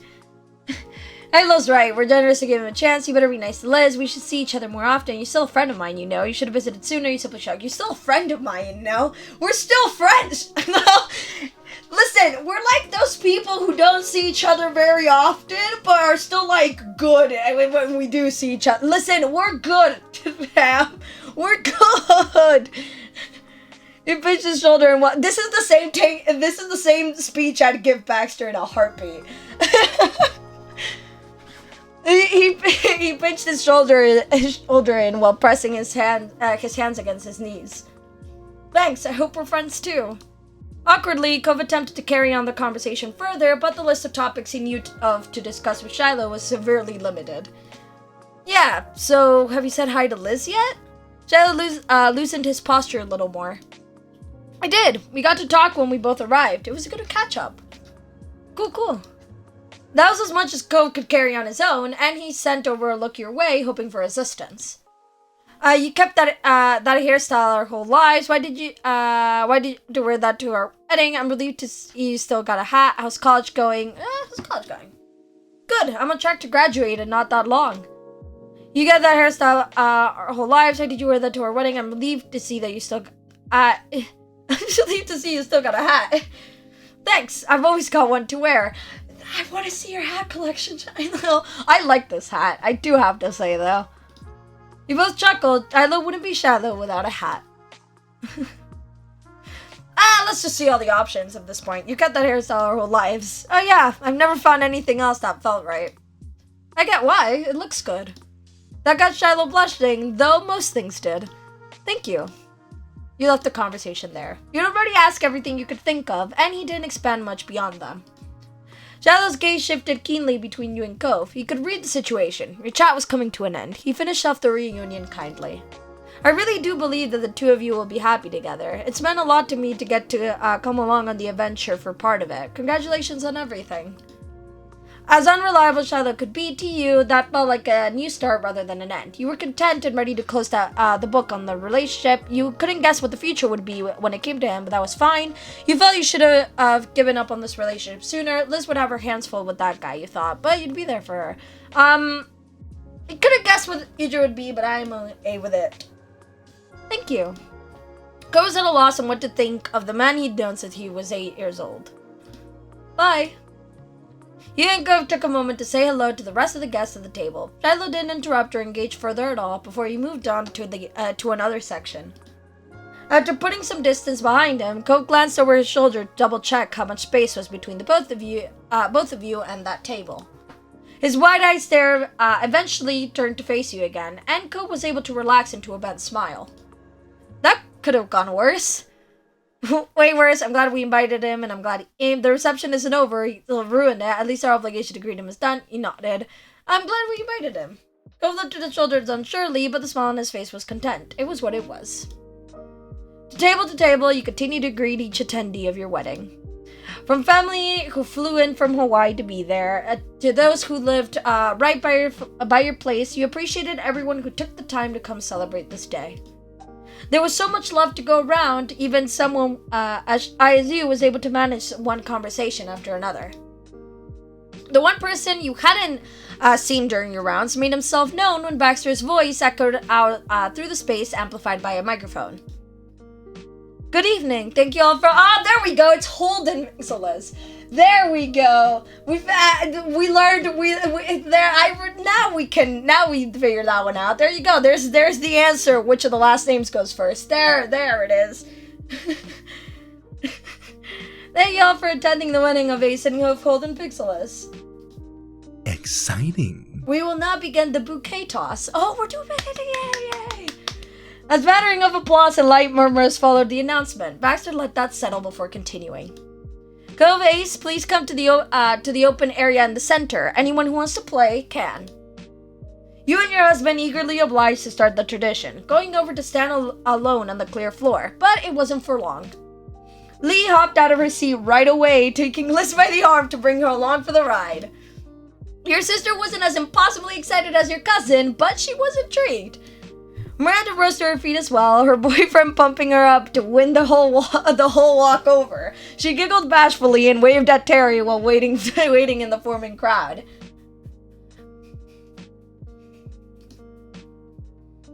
Eric decided to get in on things as well, grinning amusedly among the rest of the players.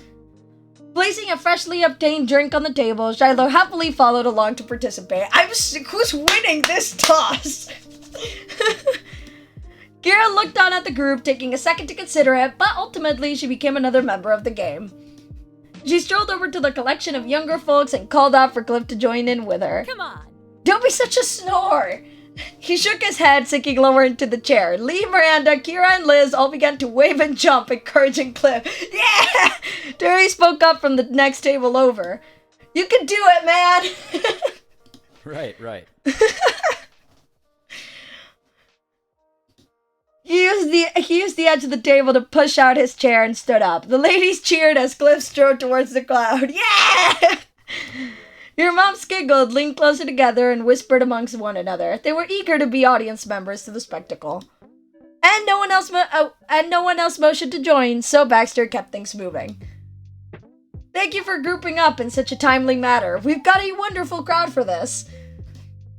Now keep your eyes on Ace. They will be tossing the bouquet in only a moment. Ace, all you need to do is look the other way and throw the bouquet to the awaiting audience. Cove can stand by. As instructed, you turn your back to the crowd. Cove took his place in front of you. His shoulders were drawn out in a sympathetic tenseness for your task. They're definitely ready for you, Ace. Your grip on the bouquet base tightened. I'm so excited to see who wins this, no joke. Okay. The room became silent as you wound up for the toss. You paused and then... You gave it a solid steady throw. You sent off your bouquet delicately. You did a tricky side shot, keeping your players on your toes. You attempted a good throw, but it awkwardly fell over your shoulders. You tossed it as high as you could. You rolled it back as fast as you could. Gave it a solid, steady throw. A flurry of heel clattering, jewelry clinking, and lighthearted yells burst into the space. The bouquet would land in seconds, and the crowd was vying for the prize. The clamor rapidly reached its peak volume, with nearly everyone in the crowd either gasping and cheering. The game had ended. Who caught it? Who caught it? You took a glance over your shoulder to see what the results were. Who caught it? I need to know. The suspense. And Kira stood stunned in the middle of the crowd. She had a bouquet in her hands. A pink tint flushed over her cheeks as it fully sunk in. I didn't think I'd win. Why not? You're always good at things. Aww. Your planner took the mic again to make the results official. Bravo. Stunning work by our winner, Kira. Nice catch. I'm glad somebody caught it. Congratulations on your future wedding. Dang, it's like what I was aiming for. Yes, I was shooting for you. You applied to the success. Nice catch. There's left all around. Your guests were good sports. As ever, Baxter was able to manage the flow of the day on your behalf. He took the mic and addressed the assembled crowd, his clear voice resonating through every speaker. Please, could everyone return to the seating area for our next event? The couple has arranged a special dance between themselves and the parents of the bride and groom. Because we're sweet like that, and I really want this. I really wanted this. It's so nice. It's like a traditional thing some people do, and I think it's very, very sweet. Your eyes met those aquamarine ones as you instinctively glance towards each other. Your expressions brightened before you stepped apart, ready for the event. Your arms radiated joy as they approached. They each took one of your hands and entwined it with their own. Ah, moms! The three of you made your way over to an open spot in the dance space at front of the reception area. Close up like this, you could see not only the pride evident in their faces, but the telltale shine of teary eyes. As the music began, Mom broke away to allow you and Ma to dance together first. While you flowed and swayed in time with the tune, Ma took the opportunity to speak to you.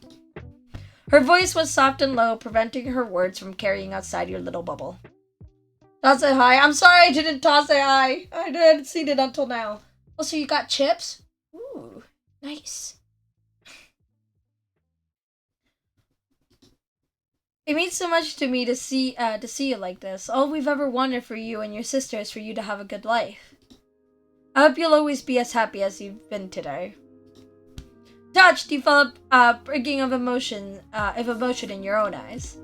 Ma spun you around and handed you over to Mom. She picked up the rhythm instantly, and you got into the swing of things just as you had with Ma. You're fantastic. You're doing great, Ace. She squeezed your shoulder where she was holding you as you bobbed to the music. She always had been very physical in her affection, though not always conventionally so.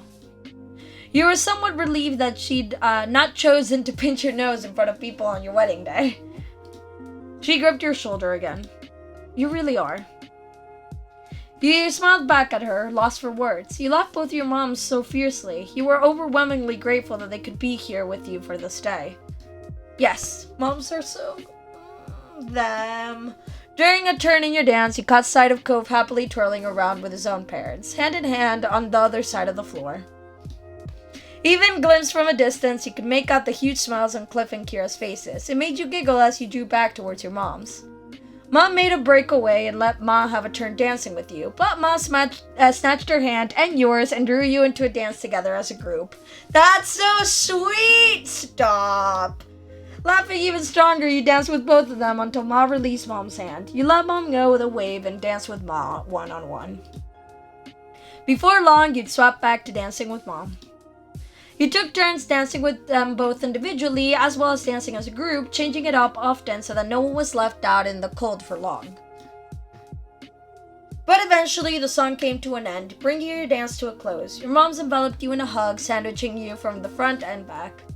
Wonderful. This is so sweet! My heart can't take it. I love it. That was such a lovely time. You really know how to put on a party. You nuzzled your head into Ma's shoulder and held onto Mom's hand. Thank you. Cove and his parents rejoined you, their spirits as high as your little groups. You're good. That was wonderful. Bravo.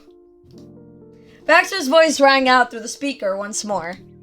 We are now opening up the dance floor. You are all warmly invited to come up and join the family for dancing.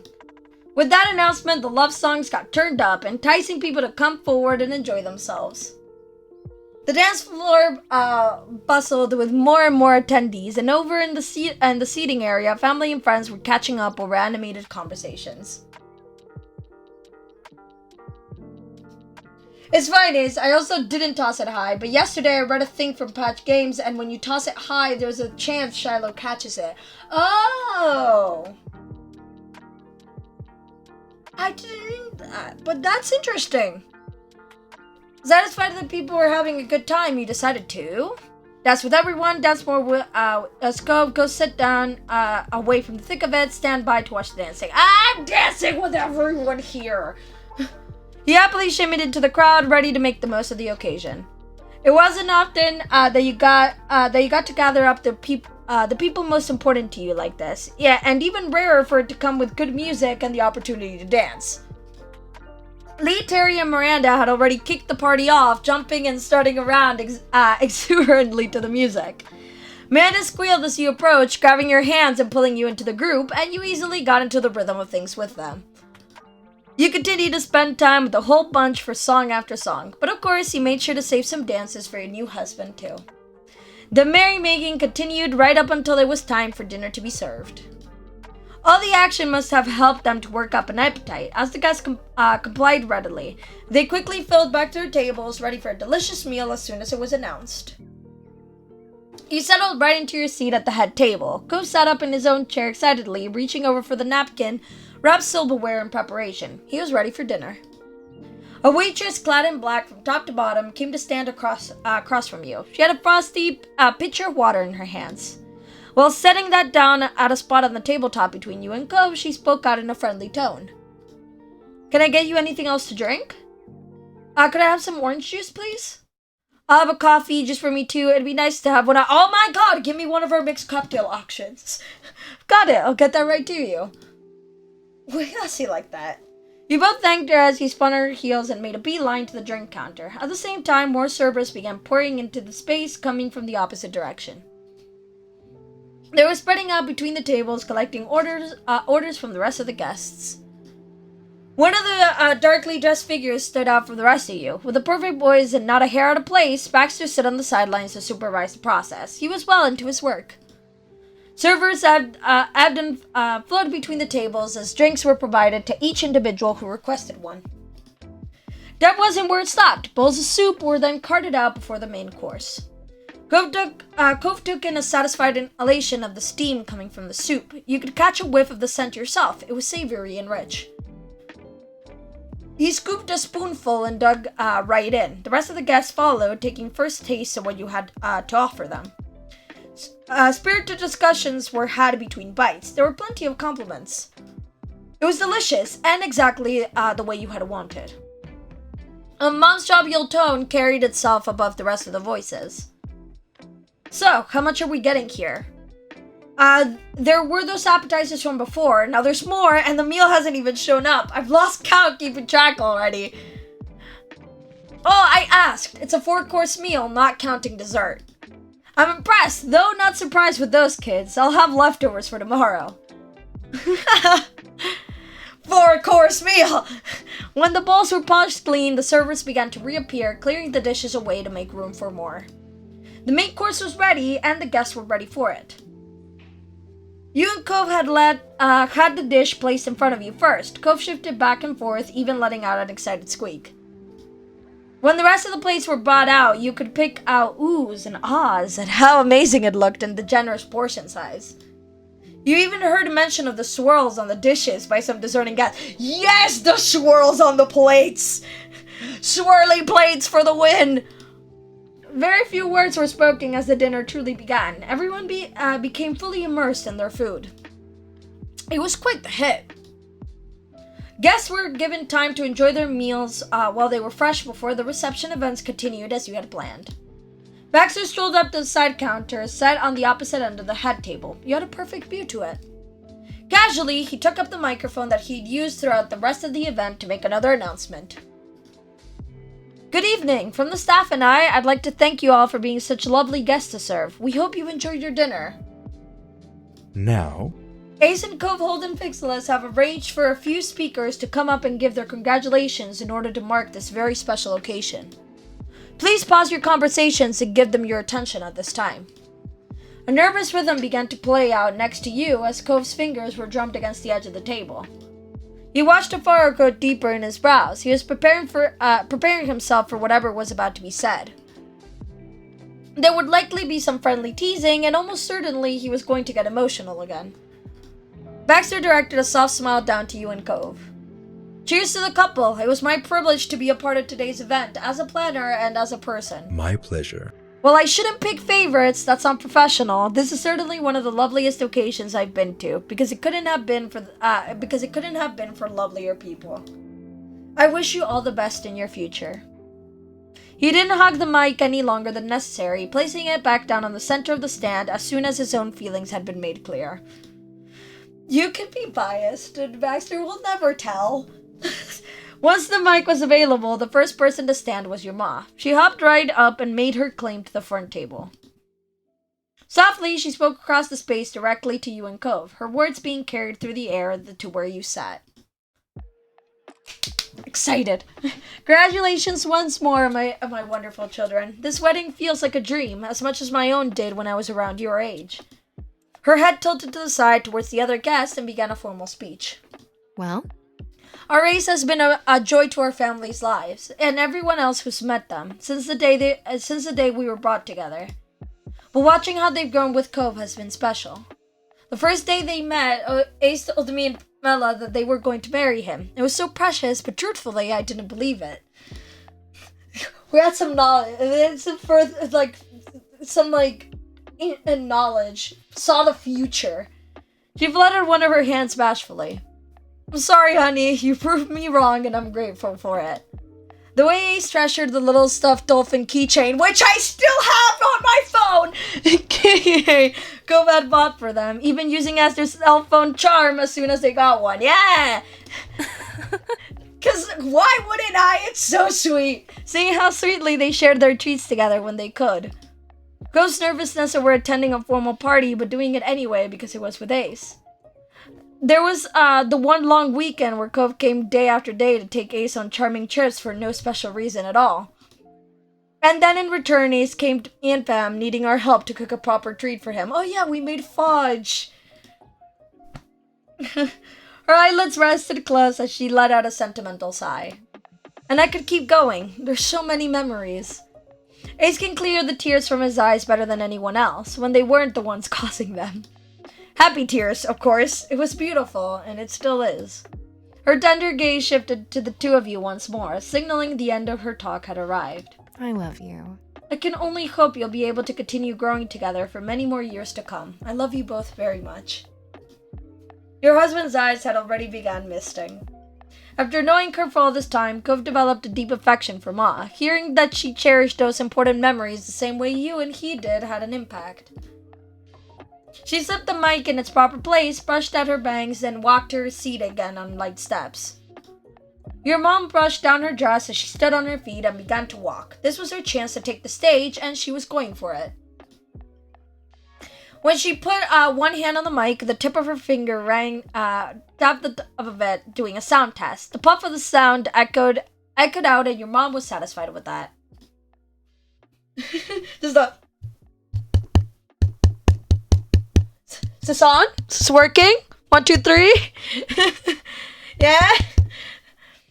She lifted her head high, facing the crowd and smiling merrily. Thank you. Thanks, everyone, for coming today, and for all the gifts you brought. I don't know how we're gonna pack all that up to get it to their place, but we'll make it work. Yeah, it's on. Thank you. Just making sure. Where there's a will, there's a way. Where there's a will, there's a way, kinda beautiful. She had to lower the mic a bit, already snickering under her breath. Well, Ace, Cove, our families went through a ride with you two being brought together. Talk about a force of nature. You were attached to the hip as soon as you met, and have been ever since. You even ran away together the first summer you met. You were only 8. Yeah! They're never living this one down. And Cliff almost had a heart attack when we all took the RB out and Cove had disappeared from his sleeping bag in the morning, and it turned out he snuck into the loft with Ace. Grinning ear to ear, lost in those old memories, she shook her head. Also never living that one down. But at the end of it all, I think you were both good influences on each other. Or at least you've made one another very happy. That's good enough in my mind. You really took that promise when you were 13 to treat Ace well to heart, huh, Cove? Thanks. Cove smacked a hand to his cheek automatically. It didn't do anything to hide the color burning into his face. And you know, we really did need a son in there to round things out. They've hit all the boxes! Mom sorted the laughter at her own line. She waved that away with her free hand, wanting to be more serious. When she could muster that even tone she had been aiming for, your mom finished her speech. Love you. I love you, kiddos, and it's true that you're hardworking adults now, but don't ever forget that your ma and I are here if you need something. Your family will always be there. She had been able to coax out some chuckles from Cove throughout. He was almost amused over the mentioned jokes from the actual jokes themselves, but the laughter had been shaky with emotion. Gotta catch 'em all! all the children! You really had come to love your mom. With quite pleased grin, left the mic behind to return to her spot right by her wife. Catching them all like Pokemon. Smooth as silk, Liz rose from her seat, glided across the floor to the speaker stand. But Liz took her time before saying anything else. Do you wanna... Evening out her bangs, clearing her throat, fiddling with the angle of the mic. I could do that right now. Well, it's not gonna do much. I could just do that. Now I'm further away. Now it's facing towards the table. Now it's facing towards the table exactly. Now it's facing directly upwards. Now it's back to the angle I usually keep it at. She didn't have a care in the world. That couldn't be said for everyone. Cove tensed in apprehension of whatever she was going to say, yet to know what she was planning. Luckily for him, she did eventually begin her speech and end his suspense. As I'm sure many of you know, I'm Ace's older sister, so one of the very few people who have been around for them for longer than their husband. She was smirking already, 2 sentences in. We're pretty close, is the thing. She flicked a hand without the mic and into a non-committal half-shrug. But honestly, Ace, if I realized you'd be marrying that new kid back when I was 10, I might have had to disown you. Good job, Ma. Not spilling the beans on Ace's little plan to the rest of us until now. Yeah. No one else knew what I said when I was 8 until this moment, and now everyone that's close to my life knows it. Scrawny, grumpy boy who didn't even know how to play pretend right? Certainly not, even if I did joke about it happening. Hey. Go gasped indignantly that she would say such things, but things being said continued on regardless of his objection. And yet, here we are, at your wedding to that very crybaby. Unreal. Unbelievable. Exasperated at Liz's angle for her congratulations speech, Cove slunk lower in his seat, took his drink in both hands, and slipped at the juice like a furious elementary school kid. Her head slowly shook, the ends of her eyebrows bent, and a less crooked smile came to her face. The tone wasn't silly anymore. But with all that out of the way, what I actually want to say now is, you made the right choice. He's the one for you. Day after day, week after week, year after year, Cove was there, even more than I was a lot of the time. Don't get your hopes up about this meeting. I'm done teasing you about it, but for today, I want to thank you, Cove. Those big watery eyes of yours have never lost sight of Ace since they caught them. Thank you. It brings peace to my heart knowing that there's another person out there who cares for them as deeply as they deserve to be. My heart! Oh. He didn't have another comment then. Liz grinned widened as if she knew exactly the reaction she'd be getting. I mean, when you write a speech like this, you know the steps you're hitting. Perfect speech dynamic is you start your introduction, you hit your funny bits, and then you hit your more emotional parts. It's the perfect structure. You've got it down, Liz. Congratulations to my good old baby sibling and their baby boyfriend. Love you. With that, she tilted the mic towards the two of you as though she was toasting a glass. At that last moment, Liz had made Cove smile, and his wide eyes were as damp as she had described. Wholesome, my heart. Liz daintily left the microphone where it belonged and returned to her chair fully satisfied. There was a clattering of silverware and dishes as Lee sprung out from her table. She skipped away, not paying any mind to that. She was too impatient for the chance to talk. Somehow, it reminded you of all those times you chatted over the phone. The fun and excitement of sharing what was going, even when you weren't right next to each other. She took the mic right into her hand, projecting plenty of stage presence, standing in front of an audience. My cousin, Ace, and I are the same age and got to grow up together. Because of that, I've gotten the joy of watching the story of them and their next door neighbor, Cove. They'd been swooning over each other basically forever. That's the whole tale, but I was invested in it. So let's just say I was the tiniest bit worried when neither of them had the nerve to propose. If they waited any longer, I was gonna offer to do it for Ace just to get it over with. She giggled with just much joy as when she first found out the big news. Thanks, Cove, for taking care of that. This couldn't have ended better. I'm your biggest fan. But as happy as I really am about your adventures in love and marriage, the best part for me has been my own relationship with the two of you. Leander took a moment to slow down and express her thoughts with complete honesty. Ace, you're among my closest family and very best friends. And Cove, you're not just my cousin's husband, you're my friend too, and my family just the same. Congrats on your stunning future together. I love both of you. Aww. Cove had to bite his lip to keep it from wobbling. The earnestness truly touched him.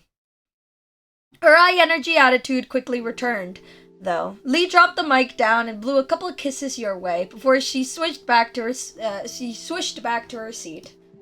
Derek came out from the seating area to give his own talk. He had a relaxed stance when he grabbed the mic and waved over at the head table. I love the speeches so much. Oh my god. Picking everyone? Best choice. Best choice. Hey, congratulations again to you, Ace and Co. You found your other halves, and anyone could see it. You're good for each other. You're good to each other. Whether you got married or not, no one would have questioned that commitment. Though it's been a hell of an event, too. The first lines of the speech were for you and Cove, but Derek then turned outwards to address the rest of the crowd. One time, when we were burly teenagers, we went out to the mall and there were the wind chimes!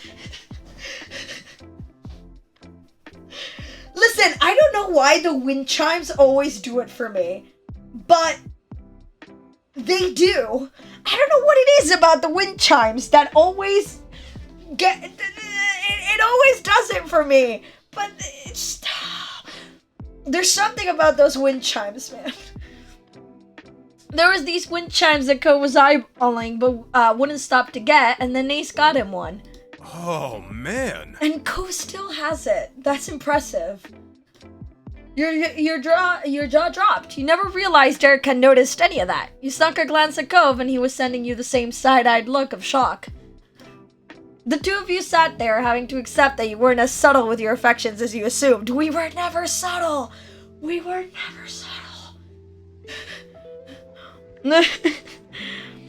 Derek had been polite about it. Oh, and we can't forget how Ace first let people know about them getting together. I sure didn't forget, at least. Oh yeah, he blurting it out. He looked at a brow and grinned. Cove mouthed something towards Derek as his face began to flush. I was just there having lunch at Ace's house, and they blurted out about how they and Cove had kissed when they were upstairs. And Cove squished his face into the water he spilled on the table.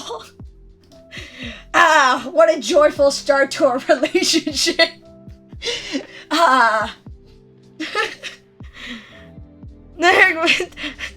Narek burst with laughter, completely doubling over and needing to grip the edge of the counter to stay up. The scene from over a decade ago is still vivid in his mind. I felt bad then, but dude, it was so funny. History nearly repeated itself as Cove desperately gripped at the side of his pants in order to resist hiding his face against the table. After some deep breaths and another minute or so, Derek had composed himself enough to keep going. Cove used the same pause to relax himself, finding the humor in the story. Derek beamed with a boyish charm, looking just like he did the first time you'd met him. Thanks for being my friend. It's been a pleasure to know you two. Derek's heartful appreciation had to awkwardly be interrupted with one quick addendum. Oh, but I'm not going anywhere. I'm getting that time management thing under control. He took the chuckles from the crowd in good stride and wrapped things up for real. Thank you. Thank you for letting me talk.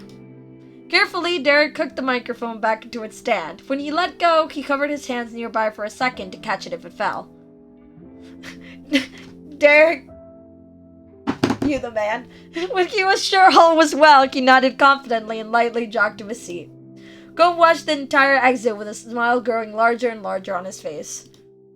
A beat passed and then Miranda stood. She gripped at the front of her flowing dress, pulled it from the ground as she walked over to the mic. Her shoulders were shyly hunched up and her head was low. If she wasn't surrounded by tables full of people watching, you might have thought she was sneaking out of bed while trying not to get caught by her parents. When Miranda finished tiptoeing to the front, she gathered up the microphone in both of her hands, her eyes closed rather than directly facing the crowd. She may not be comfortable with public speaking, but her desire to not let you and Cove down outweighed that. Hi. Oh, Miranda! Cove's focus was set ahead, but you caught out of the peripherals of your own gaze, so your husband mounted a hi back to her instinctively. Oh! Thank you, Ace and Cove, for inviting me. It's been a wonderful day, and I'm so happy for you too. The stiffness of her presentation smoothed out the more she got to talking. She was even able to giggle as her affectionate feelings for her friends eclipsed the worries of saying them in public. It's been great attending a party of yours after you two were always nice enough to come to mine. Gov laughed along with her. Warm, far-gone days of bounce houses, noisemakers, and pin the tail on the donkey reflected in his jubilant face. Winning, pin the tail on the donkey. Peak childhood. Both amazing. And that candy tossing game. Winning that candy tossing game is such a highlight. And I really appreciate the support you've given me, being there when I needed someone to talk to you. You've had such a positive impact on my life. Her dress is so pretty. Yes, it is. I'm just really lucky to be your friend, and I hope we'll always be friends. Congratulations, Ace and Cove. Cove nodded firmly in silent agreement with her wish, while scrubbing at his eyes. Miranda put down the mic with some oomph, and then twirled around to return to her seat. Her steps were much lighter than before. Is that taller you get? I'm 158 or 5'2", depending on where you go about it. Depending on what you use. I'm 158 or 5'2", depending on which system you're using. I thought maybe my height would have changed a little bit, and then I mentioned I was gonna measure myself, and I measured myself, and no, I'm exactly 158 still. Just I can't get taller, not even by a little, can't get tall at all.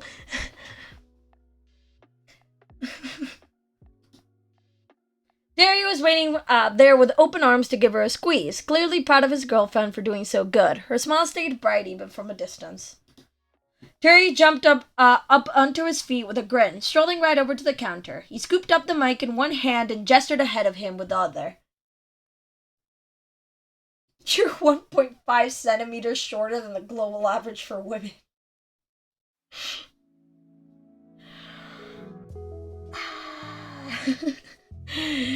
Yeah, shorter than average.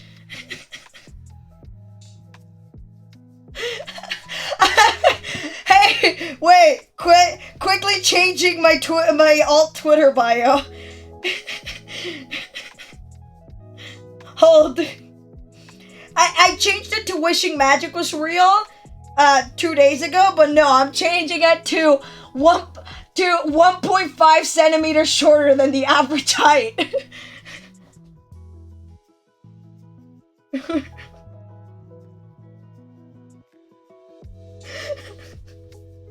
There we go. There we go.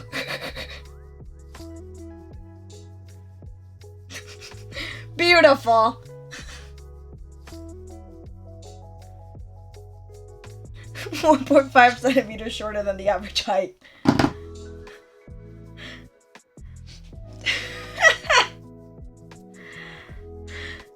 In the evening, you're smaller than the mornings. I'll measure myself at like 6 a.m. and see if that changes anything, because oh my god.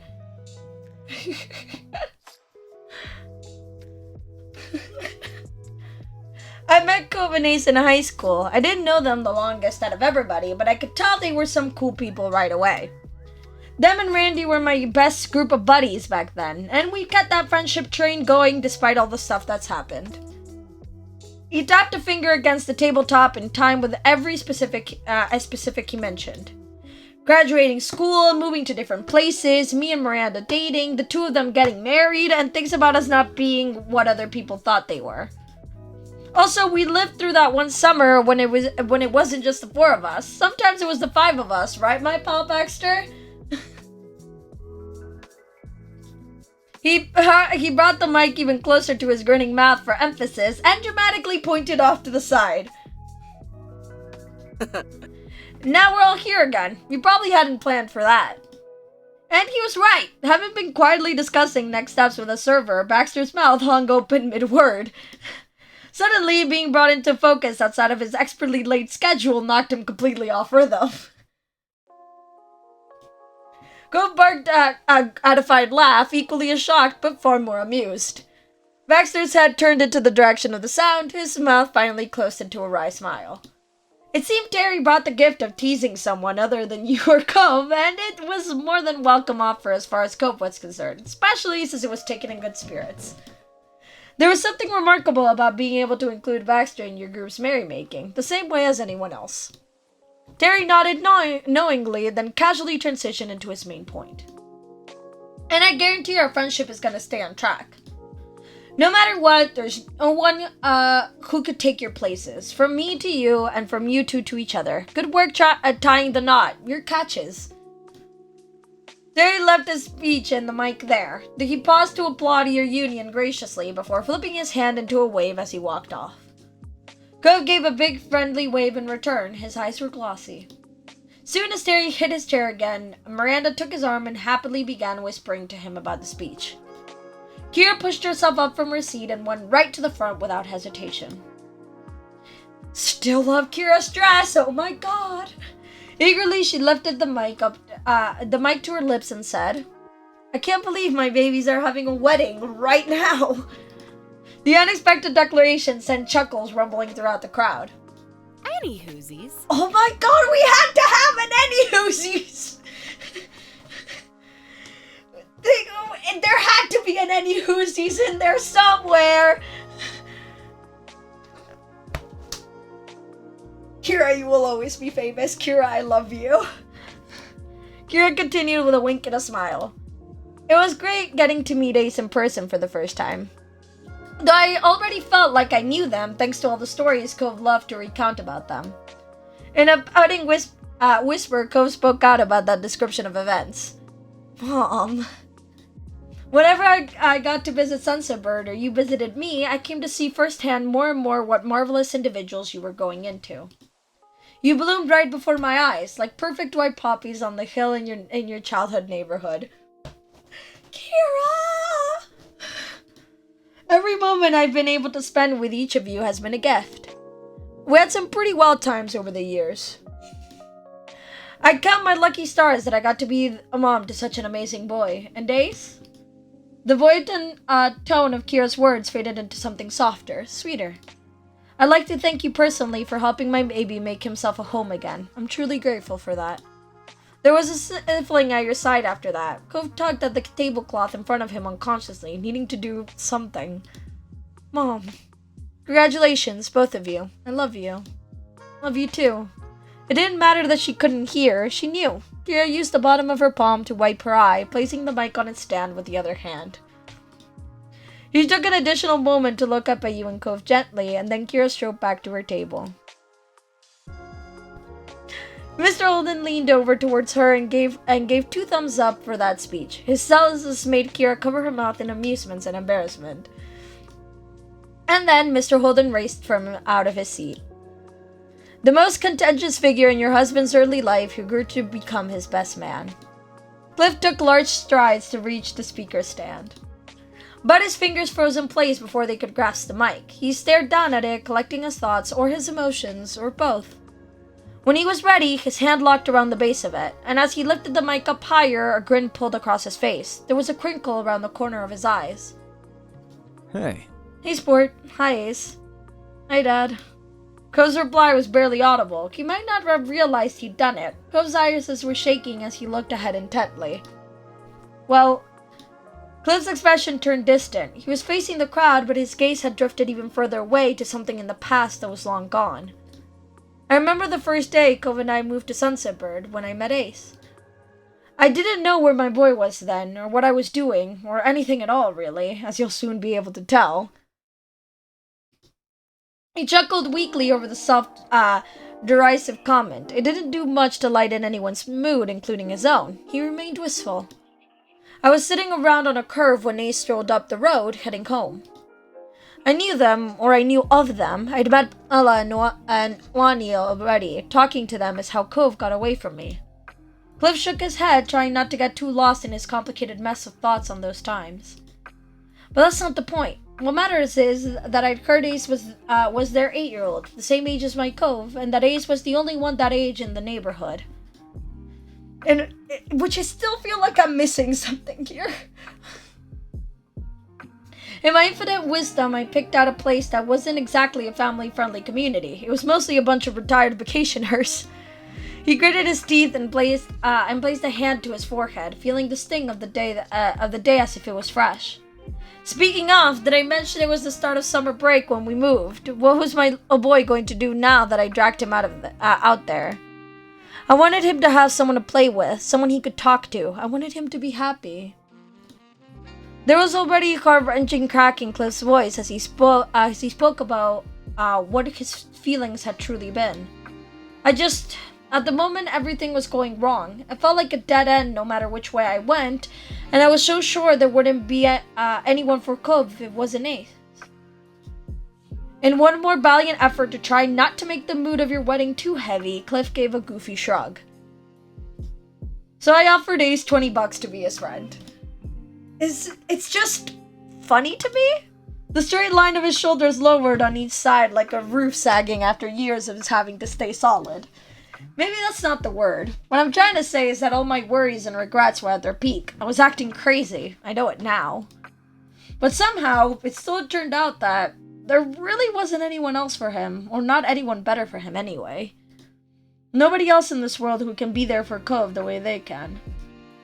The sentence remained unfinished. As much as he tried, Cliff couldn't put the words together to express what it meant to him. Cliff placed a hand against his chest as his gaze lowered to the ground. His delicate words continued to be shared with a full gathering of people, thanks to the mic, but it was as if Cliff was speaking only to his son. That day, such a long time ago at this point, when you found out about why me and Kira divorced, they were there. Ace was there when the plan was just to go jet skiing. Then when that emotional bomb happened, they were still there. And when you felt ready to head back out, to keep going forward, you just had to turn your head to see someone who was ready to go with you. I'm so glad. You had someone who supported you in ways I never could. It was just what I had hoped for. I was so relieved. He glanced forward once more, offering a smile directly to you. You're an amazing person, Ace. Inhaling deeply through his nose, Cliff's stance pulled together, tall and solid. His dark blue eyes shone with a depth to them as they met with the far brighter blue of his child's. Son, being your dad will always be the best thing I've done in my entire life, and getting that condo on that street was the luckiest card I ever drew. I bet you two would have found each other with or without that eventually, but because of it, my kid got to grow up right next to the person who could make him happiest. I can't ask for more than that. And Ace, you didn't need to add with what great moms you got, but I'm so thankful I still get to be yours. Mr. Holt, stop. I love you both, and I'll keep loving you for the rest of the time I've got. Tears streaked down Cove's face freely, and he didn't fight their falling. I love you too. Watching you and your husband from where he stood, Cliff got misty-eyed himself. He reached to wipe his cheeks, completely forgetting there was a microphone in his hand. Cliff set it down, shyly waved over to the two of you, and stepped away. He was then able to rub at the ever-growing tears. My heart is so full! I can't. It's so sweet. No one spoke or even moved as Cliff returned to his spot. When he was seated, Kira reached over to give his back a pat. He had done good. Cove's breath was shaky, taking in everything. A weepy smile reappeared on his face, the more it sunk in just how much he was scared for. He leaned against your side, pulling out the tablecloth and burying his face into your shoulder. You chuckled, feeling good. You shook your head amusedly. You were blushing wildly. You had a wry smile on your face after that. Your eyes were probably big, glossy. And you sat there completely still, and you gave Cove's cheek an encouraging peck, and you tucked your face into Cove's hair, and you brushed Cove's hair back soothingly. The two of you curled together in a loop-sided oval. It might have been a little silly to try hiding when everything in the event was pointing right to you, but you did it anyway. When a voice was amplified out across the whole space once more, it was expectingly your planner, giving his appreciation for the cooperation again and announcing the closing of the speeches. But rather than leaving the microphone on the counter, he strolled up to your table with the device in hand. Before we shut this off for the night, would either of you like to give your own message to your loved ones? Oh. Cove lifted his teary face up to acknowledge Baxter, pausing to sniffle. I'll do it. I'd like to say something too. Yes, please. I think I'll be fine with just Cove speaking. Your head now. I'd like to say something. Of course. Of course, here you are. Cove used one hand to scrub his eyes and the other to accept the mic, drawing it close. Too close. His murmur cracked uncomfortably loud, and Cove's arms swung out straight, instinctively to get the noisemaker away from him. He winced before much more cautiously lifting the mic towards his face. He cradled it in both hands, and his gaze dropped to the ground. Thanks. Thanks, everybody. Really, seriously. His eyes closed completely as he paused to bite his lips. So glad to be here, and all those things you said were... There was a cracking strain to Cove's voice that wasn't caused by technical error. He was choking up. Each word had to be pushed out with dedicated effort. Really nice. I love you. As rapidly stuttered as it was, what he meant to express came through to you and the rest of the people there to hear it. Cove's earnest affection. In a fumbling motion that screeched out even more unintentional feedback, Cove passed the mic to you. His now free hands moved to cover his mouth. As you rose up from your chair, your eyes casting out over each individual in the crowd, you had to accept the bittersweet notion that this truly was a special occasion. You had no idea when everyone you cared for would be gathered together in the same place again, or when you'd ever see some of them next. You wondered if Cove had been cognizant of the same thing while he was speaking, that this message had a weight to it, and that it was your last big chance to share your thoughts with them. All you could think to say was... Thank you for coming. It wouldn't be the same without you. We love you so much. I'll always be grateful to get to have each of you in my life. Alright, thus we're good. You passed the test. You're all too nice. I love you. Your speeches were beautiful. Thank you. I'll always be grateful to have each of you in my life. And that brought the speeches to the last sentimental note. Your eyes remained focused ahead as you exchanged your hand out for Baxter to take the microphone and lowered back into your seat. Applause erupted from table to table, and Baxter grinned approvingly. Perfect. He took the microphone back with him as he rejoined with the other staff members in order to give you and Cove some space to yourselves. When the clapping subsided, emotions remained high. Further conversations were tentative and hushed for a time. But eventually, the happy chatter that frequented your reception filled the air again. It was an evening of good food and good company. When the meal was nearing its end, the final course you had requested from the caterer was handed out, the palate cleanser. From there, the evening continued to slip by in a dreamy haze. Before you knew it, all the attendees had finished and the dishes from the dinner had been swiftly cleaned out from the tables. In spite of this, everyone remained rooted in their seats. It was no secret that there was more to come. People were waiting eagerly for dessert. Dessert time! And our wedding pretzels! Though none of them could match the vibrating anticipation of your husband, it was time for the cake. But for the big event, you had something else up your sleeve. The servers returned to bestow the extra wedding pretzels! Dearly delighted trays of fancily plated pretzels were delivered to the tables and distributed to the guests. The dishes had been carefully selected to match your color scheme. There were some befuddled expressions as your guests saw what was being served, but they were outshone by Cliff's enthusiasm. He was immediately taken with the idea before he'd even taken the bite. The servers vanished from the floor with impressive efficiency, allowing the wedding cake to take center stage.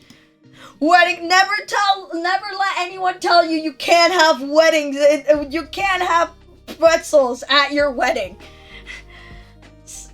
Sat on the center table was your fully realized creation, a 3-tiered peachy-style blue masterpiece. Which, oh my god, it must look beautiful in the aquarium setting. You're pleased to see that your guests were as smitten with it as you and Cove were. It's so charming, and the little details are beautifully done. Aww. Kira's voice rang out sweetly as she gazed at the cake. Fantastic. That's perfect. It's so cool that you went with blue instead of just white. Totally unpredictable. Yeah, much like the beach theme. Clear, we are so wild. We're not an unpredictable people now. Baxter beckoned for you and Cove to come forward. You rose from your seats as one and crossed the floor to the display table, where a waiting server offered the cutting knife to you both. The two of you took a hold of the handle, hand over hand, so that you could make the incision as a team. Sounds like we're doing a surgery. Together, you covered the knife over the lowest layer of the cake. Slash joke. You glanced at Coke, who smiled wryly at you. It really was almost too beautiful to cut, but just almost, as your guests were waiting for their portions of the delicious cake. Carefully, so as to preserve the structure as much as possible for as long as you could, you pushed down with the knife. It slid through the cake easily, leaving a smooth cut all the way through. You and Cove drew the knife out, and then made another cut in order to create a neat triangle of cake. The server produced a plate ready for the first slice. With a bit of shakiness in the motions between the two of you, you slipped the knife under the piece and transferred it to the waiting plate. The first slice was done. You gazed at the neatly cut cake with pride as you set down the knife. Cove beamed. It was a lovely moment. Now you couldn't wait to share the wonderful cake with your guests. Cove let out a thrilled squeak as he picked up the provided fork.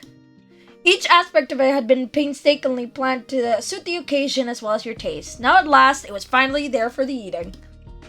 You were just as eager to eat it, you weren't going to hold back, you were looking forward to having a slice, you would have a taste, but were mostly happy for Cove. You were happy for Cove that you weren't I'm eating my wedding cake!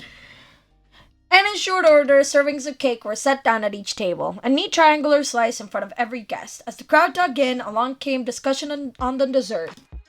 Ooh, it's tasty. I love the filling. Your cousin wasn't the only one in the family who was so captivated by your cake. Ma uttered a dreamy sigh after each bite. Wonderful. Delicious. Go stop shoving buttercream into his mouth long enough to give his own praises. Shoveling buttercream. I'm really glad we went with something that had fruit. There was no way it could be anything but great with that kind of flavor, but it's better than that. It's actually amazing. You were cooked within one bite. It was just as wonderful as you had hoped, and more. The bakery had outdone themselves. You and Cove wolfed down the delicious cake with gusto, polishing off your slices easily. Imagine not eating your own wedding cake, right? You couldn't believe how quickly it was gone. Your plate scraped clean, but it had been much too good to resist. Luckily, there was no shortage of cake. Both you and Cove flagged down a waiter for more. Hey, it's our wedding. We can have as much cake as we want. By the time the meal was officially over, Cove had not only devoured 3 full-size slices of cake, but he double-checked with Baxter about what would happen to any leftovers. Can we keep the leftover cake? Baxter had needed to reassure him that any remaining sections of the cake would be wrapped up to go home with the two of you. Yeah! More cake! It was pleasant to sit back and relax for a while, giving your feet time to recuperate from a long day. But the lull did not last long. Newly fueled by cake, the party had begun to start again. The celebration was able to continue in earnest. Derek, Lee, Terry, and Miranda got the dance floor going. They took turns pulling silly moves and cheering each other on. Liz sung along to all the songs she knew whenever an old favorite from your life growing up together came on. She chose to keep Shiloh company throughout the party. She never lost the fondness she had for the guy. From the glimpses you caught, he was having a blast. Your 4 parents made their table base camp and cycled between catching up with other family in town and rejoining with one another. They spent much of the time trading sentimental stories about when their babies were just babies. Cove's one uncle showed off his classic magic trick to celebrate the day. Your husband was far more enthusiastic about the stunts as a 23-year-old adult than he was as an 8-year-old child. During the entire time, more casual photos were snapped of the best and funniest moments. One was when Miranda got Terry to hold up her dress so she could do a handstand. You couldn't wait to see them fully develop. And many guests had been generous enough to bring presents that you and Cove might need. You'd finish opening each one and offering your thanks. Seafoam green towels, dishes, a water purifier, a framed picture of the sea with the word "Life's a Beach" were just some of the takeaways for the day. The most common gift, however, was the safe bet of simply giving cash. You can never go wrong with that as a wedding present, to be fair. You've never seen so many $20 bills in one place. Your family's had a sense of humor. A classic. You can always cash it out. You all can always just give money at a wedding and it's the safest bet. And this is a very funny context to do it with. We are all so hilarious. Of course, the relationship that began with someone offering money would reach its head with that repeating. Your husband caught a glimpse of the silent amusement in your face, his mouth curved into a smirk as he watched you. You'd bet money that he knew exactly what was on your mind. Adum Ching. Good evening. The distinct voice of your planner caught your attention. He approached with a polite wave. You know? The people you know are as welcome as you are. They've treated the staff, including myself, well throughout the reception. As pleasant as he kept the pleasantries, Baxter was certain to get to the point of the conversation quickly. Well... I'm here to say that you got the space for a few more hours, but there are no more planned events or responsibilities on your shoulders. The day went off exactly as intended. He pressed his hands against the bottom of his spine and he leaned his torso back against them to stretch. For a single side word, Baxter let himself clock out the work mindset. Hallelujah. But the metaphorical bell rang, and he turned promptly to providing his service, standing up perfectly straight and pointing his toes forward. You're free to simply enjoy yourselves however you want with the time that's left. Of course, I'll personally put out any fires if they do appear. You two don't need to worry about anything. Cool. Thank you for all of this. You really were the perfect guy to do it. Baxter's brows curved, his eyes softened, and even pausing to steady himself didn't hide the emotion rich in his voice. That means a lot to me. I was right. You did fantastic. I knew you'd pull it off. You nodded along with Cove's words. Thank you for all of your help. You're getting a 5-star review from us. It was wonderful putting this together with you. Cove's right. You did fantastic. The smile already prominent on his face warmed further. Baxter ran his hands down his shirt, smoothing it out in a casual, fluid motion. You're welcome. You're very welcome. It's been a joy working with you two. Truly. The mood was light all around until the feeling really hit Cove. He shifted in place uncomfortably, not knowing how to proceed with a point that was reached. So does this mean we're friends? Oh. He blinked rapidly as his mouth closed into a tight line before saying a full thought. Baxter always needed a second to recover on the rare occasion that something knocked him off his game. In a flash of memories, you were transported to your childhood bedroom, 8 years old, your first sleepover with your now husband. And the tiny voice he used to have, Cove had asked nearly the same question to you then, if you were friends. Sweet and unsure, he'd always been the man you loved, and always would be. Well, that's your call, I'd say. Despite the prompting to talk, Cove couldn't put together an answer. We're definitely friends. I'd like to be friends. I think we're friends. We've always been friends since way back. It's funny how you both still can barely talk to each other. We're friends. You gave a confirming nod. I think we're friends. Two pairs of eyes from two very different men set on you, though eventually moving to look at one another. Smiles returned to both their features. As Baxter would say, it was settled. To solidify the friendship, Baxter offered you his hand to shake once more. You gladly reciprocated. You shyly dipped your head, keeping your hands down. Shake my hand. Your hands gripped together affectionately, lifting up and down once. Next, his hand went towards Cove. He held it out and evenly with confidence. Not from a want to be self-assured, but he was actually certain that they had a closer relationship now. Cove looked down at it, considering, but he ultimately raised his arms and shoulders in a motion that was both an awkward shrug and an invitation to a hug instead. Why am I so happy? The loose-sided grin he gave was contagious, and Baxter took hold of Cove while positively beaming. Baxter was only tall enough to bring his chin to Cove's shoulder, but he rested it there comfortably. Cove chuckled in bemusement. It took a long time, but he had been won over to Baxter's side. He gave his new friend a pat on the back before they ended the embrace amicably. I hope you enjoy your post-wedding bliss as long as you can, but when life settles back down to normal, we should have dinner. I know some good places. I guess. That'd be nice. I guess we'll call you? Yeah, I'd like that too. Perfect. Yes, we're friends! And congratulations on your lovely day. He then quite literally bowed out, tipping one foot back and inkling forward. He kept his head lifted up with that curled grin you'd become so used to, featured prominently on his face. I'm best outcome. We're friends with Baxter now. Officially friends.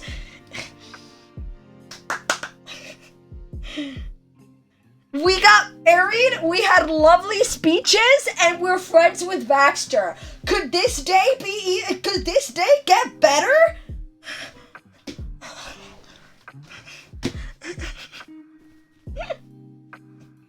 If I ever have a wedding, I'd want to not spend my wedding night in the traditional way, but rather invite my closest friends to come over after the wedding and eat incredibly fancy leftovers while watching bad movies. That sounds incredible. Yes, true.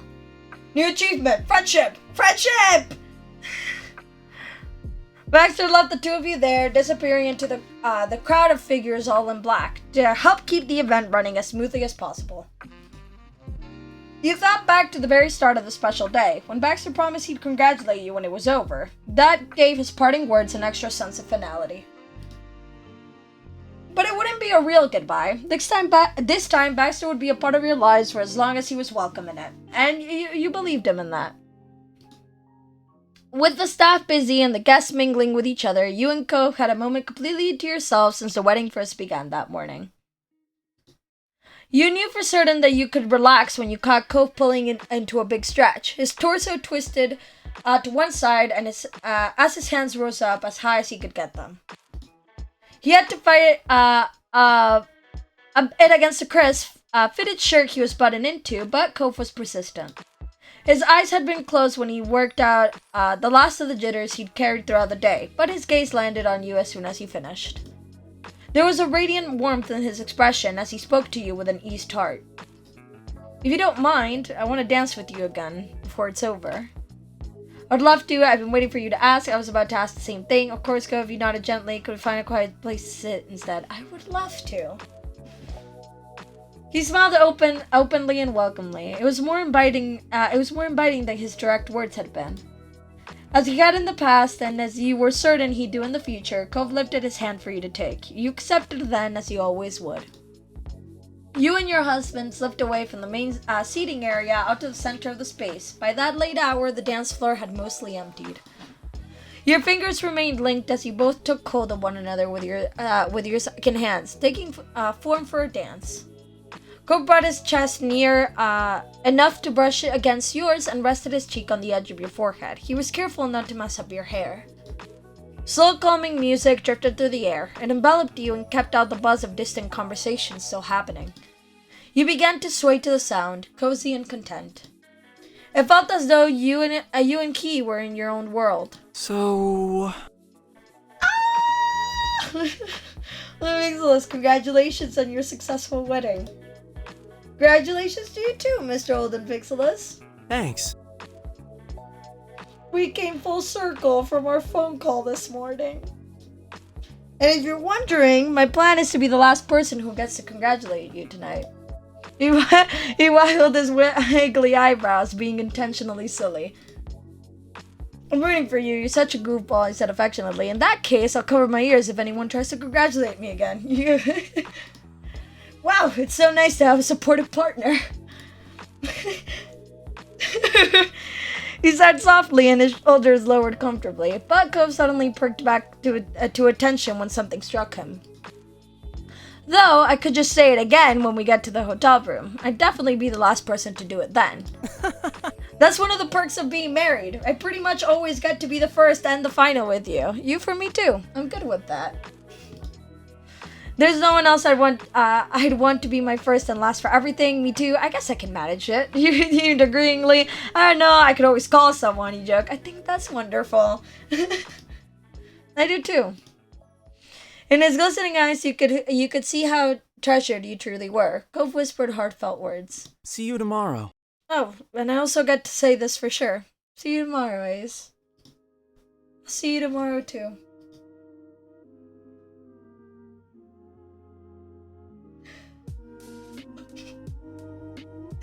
Why was this one the one that made me cry?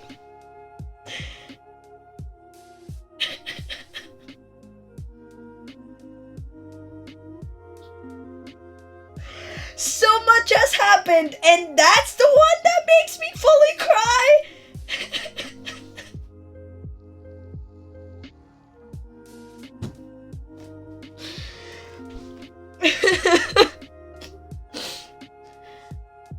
I don't know why that was the one, but that was the one.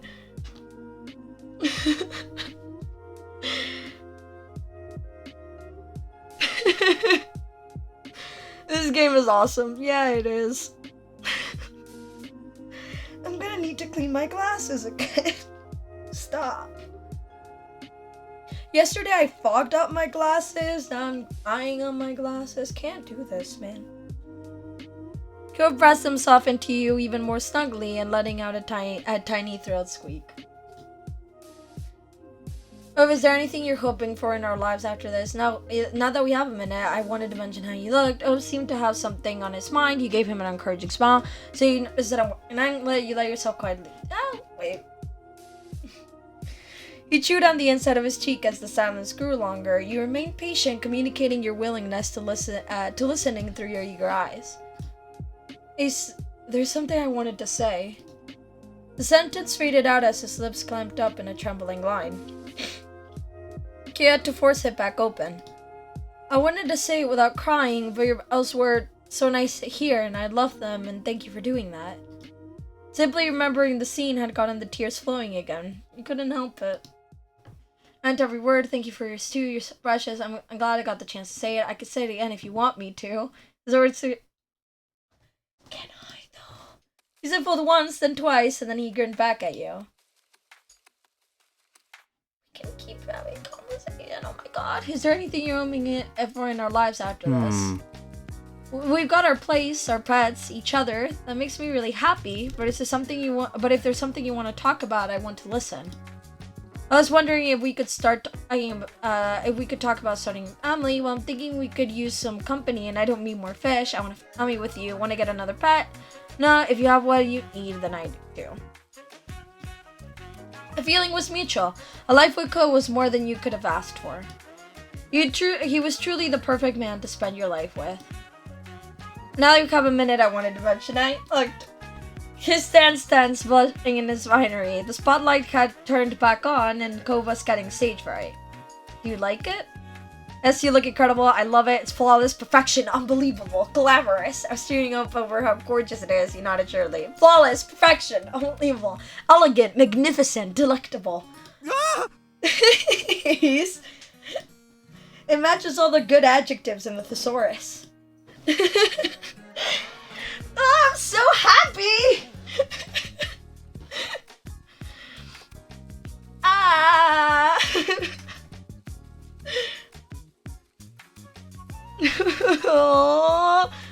You could tell from his blush that he had ultimately enjoyed your attention. His posture relaxed and he seemed more confident in the clothes again.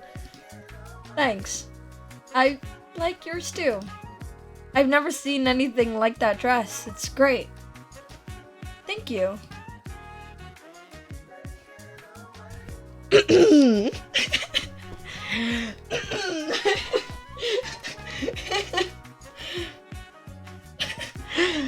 He let out a genuine gasp. No? Seriously? Are you serious? I had no idea you were wearing one. With the initial shock wearing off, Coach shamelessly craned his neck to try getting a peek at it. You could only laugh at the reaction. Honestly, I thought you'd have checked for that. Well... Go dropped his face completely, suddenly feeling bashful. You do look really great in that outfit, but mostly I've just wanted to see your face. I haven't been able to focus on much else. Sorry. That's so sweet. You were swooning. Cove still had the knack for the unexpected compliment. You let yourself quietly enjoy his company. His lips, you gave every part of his face a kiss, you buried your face in his chest, you moved your hands to embrace him, you smiled. Oh my god, could I just... The first kiss or two were accepted with sweet giggles from Cove. The more you pumped against his skin, the shakier his chuckles became. Before you felt finished, he brought a hand to your shoulder to nudge you down. You squinted your eyes back open, disappointed. Cove's brows crinkled apologetically. He let his face come nearer to yours once more. It wasn't touching, but he could whisper words only for you. It's okay. Hurry, we've gotta wait for that, but I promise, later. Soon. A bolt of anticipation shivered through your body. Cove could forever make your future something to look forward to. But then you heard your husband sigh wistfully. It all went by so fast. And now that I'm thinking about it, I don't only mean the wedding, it's everything. Where did the years go? When did you and me become grown up? I have no idea. I don't feel grown up. Legally, it was when we turned 18 years of age. I think it happened a long time ago, just didn't notice. The crybaby, grown up? I'm not sure about that one. You didn't have an answer. Don't feel grown up. I don't know if I do either. Though, his spirits carefully rose again as he spoke more lightly. I feel pretty good about getting older, not being a kid anymore, because I'm doing it with you. Before we could only pretend to play adult, and I was bad at it. Liz was right on that one, unfortunately. And now we're at our wedding. I guess I know what it's like to be an adult, kind of. You just do it and keep going. I guess it's as simple as that. I wish I could have figured that out from the beginning. Actually, I'm glad everything went the way it did. I am too. The song that anchored your discussion was at its final chorus as guests were saying their goodbyes to one another. It was almost time to go. Too soon you would know what the ending note of your wedding was. The final glance, the last word. Those thoughts swirled in your mind until Cove brought you back to existing in the present where you belonged. It's nice. I think our life is really nice. Not letting either of you get lost in contemplation again, Cove suddenly clapped both of his hands against your shoulders with the utmost seriousness. You know, if you ever want to have another party like this, I'll do it. It can be every year, multiple times a year, whenever you feel like it.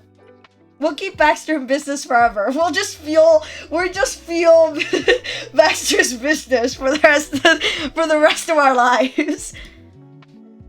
Love you, Cove, so much. Thank you for everything. I hope you understand how much you mean to me. You bet we'll have another. If it's with you, I'm up for anything. You're not a...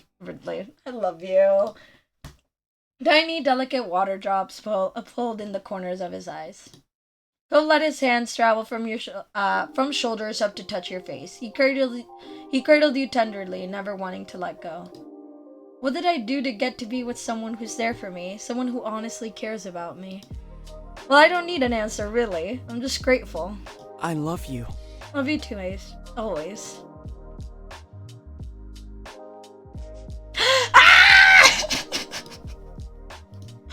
I love this game so much!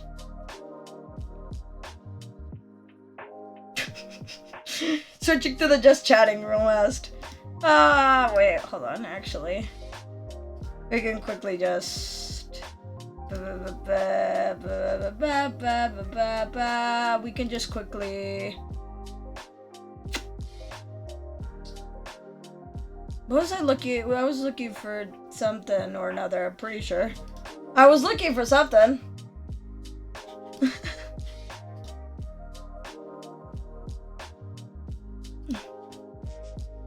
Alright, done. And I was looking at Shiloh's wiki page and noticed that there was a surprising amount of trivia and one linked to a different game, and I followed it, and apparently there was a dating sim with him in it. It's called XO Droplets. Ooh, wait, hold on. Pause.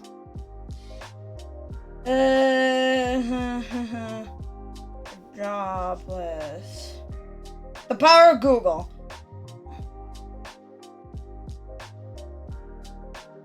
It's a free-to-play dating sim. There's an optional paid DLC that increases the amount of dateable guys and adds Few new extra features. Okay. Wait, hold. Oh yeah!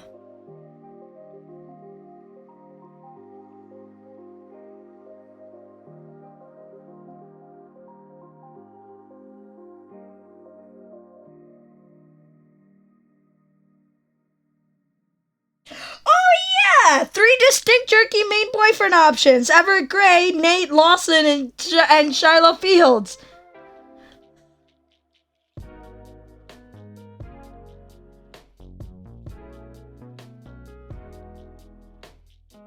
With the DLC, you can date Jeremy!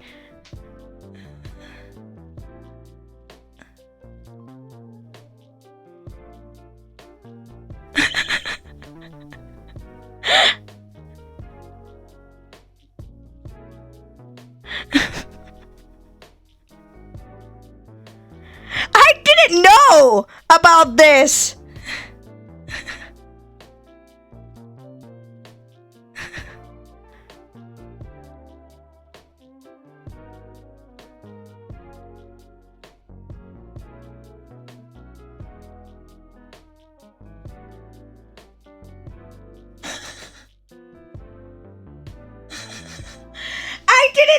I didn't know about this! That's awesome!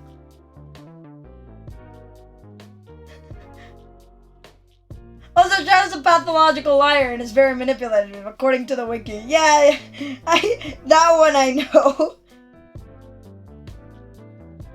But I didn't know about this aim. So droplets.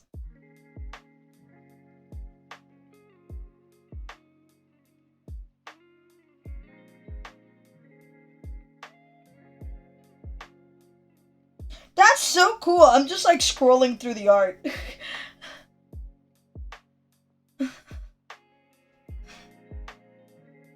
Damn, that's awesome. Anyway, let me just gush about this all for a moment, because I loved it so much. That was lovely. That was so lovely. Oh, I love this game. I love this game so much, and I love that wedding so much. That was so sweet. I love how customizable that was, and I loved how sweet that was, and it was everything I could have hoped for and more.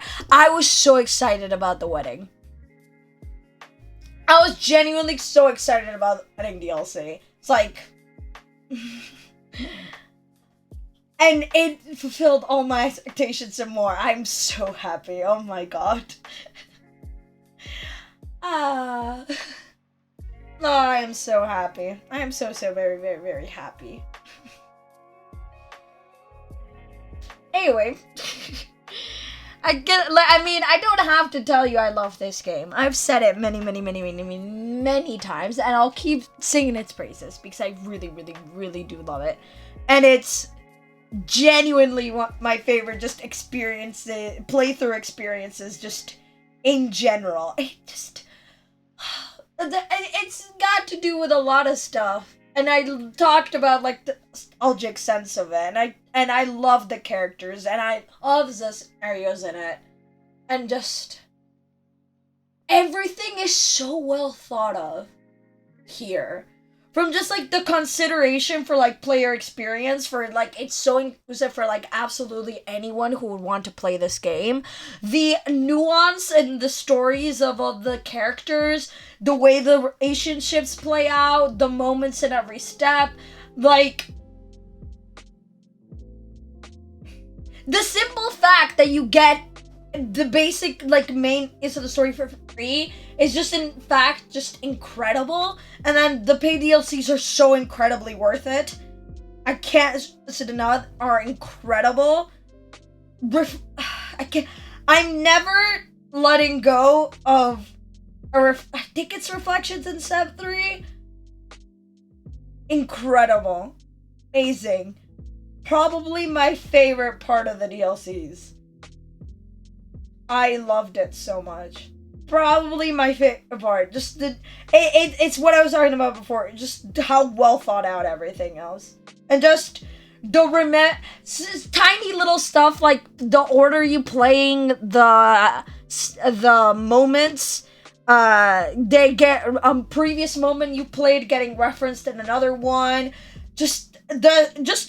I mean, you can just see with the speeches of the wedding with stuff like the wind chimes, which I'll never shut up about. Just the sleeping in the loft in the family trip. Just all the stuff just getting pulled back in reference. It really gives that sense of that fictional nostalgia. And I love it. It's so good. It is a full, just an out experience where every detail is so incredibly thought out. It's so incredible to just experience. It just like washes over you and just it made me laugh so many times. It's made me have such a great time so many times. It's made me absolutely squeal with romantic joy because oh my god, I am a hopeless romantic at heart and I know it. It's made me cry. It's everything I could ask for and it's just so good. I love it so much. Anyway, I don't even have to say it, but I just want to because yes.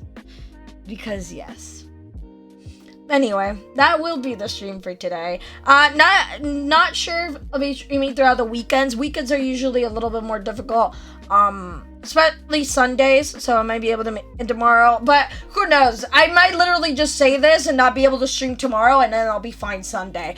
Every time I make a plan, sometimes the universe is just like, haha, no. And it's very funny, so you'll see. Follow me on Twitter to keep yourself updated on what's happening. And go check out my new height-related alt Twitter bio. Cheers, check. Anyway, good night, Ace. Sleep well and dream of an amazing dance with Cove and a fabulous cake. And yes, reflection is amazing. Yep. Let's find a good ending song. While I tell you that I hope you have a great rest of your day, that you have a good night as well, and that I'll see you the next time we speak over here. Bye for some Sims or some Cult of the Lamb. I feel like I want to get back to both of those. I want to be an astronaut, and I also want to have a great cult. You know, life. Two very basic moods. You know, yeah. I can't wait to draw the thumbnails for these ones. I haven't drawn the thumbnail from the one from yesterday, and I'm looking forward to drawing these two. It's gonna be fun. I might pull in the extra for this one as it is the ending. It might get a very, very nice thumbnail just because finish this off with a bang. Who knows? I might just go incredibly overboard. Anyway, have a great rest of your day. Have a good night as well. See you when I see you. Have a great day tomorrow. Thank you for staying around today and throughout the entire Hard Life replay / new play with the DLCs. Bye-bye. Bye-bye. Bye. Bye-bye. Bye.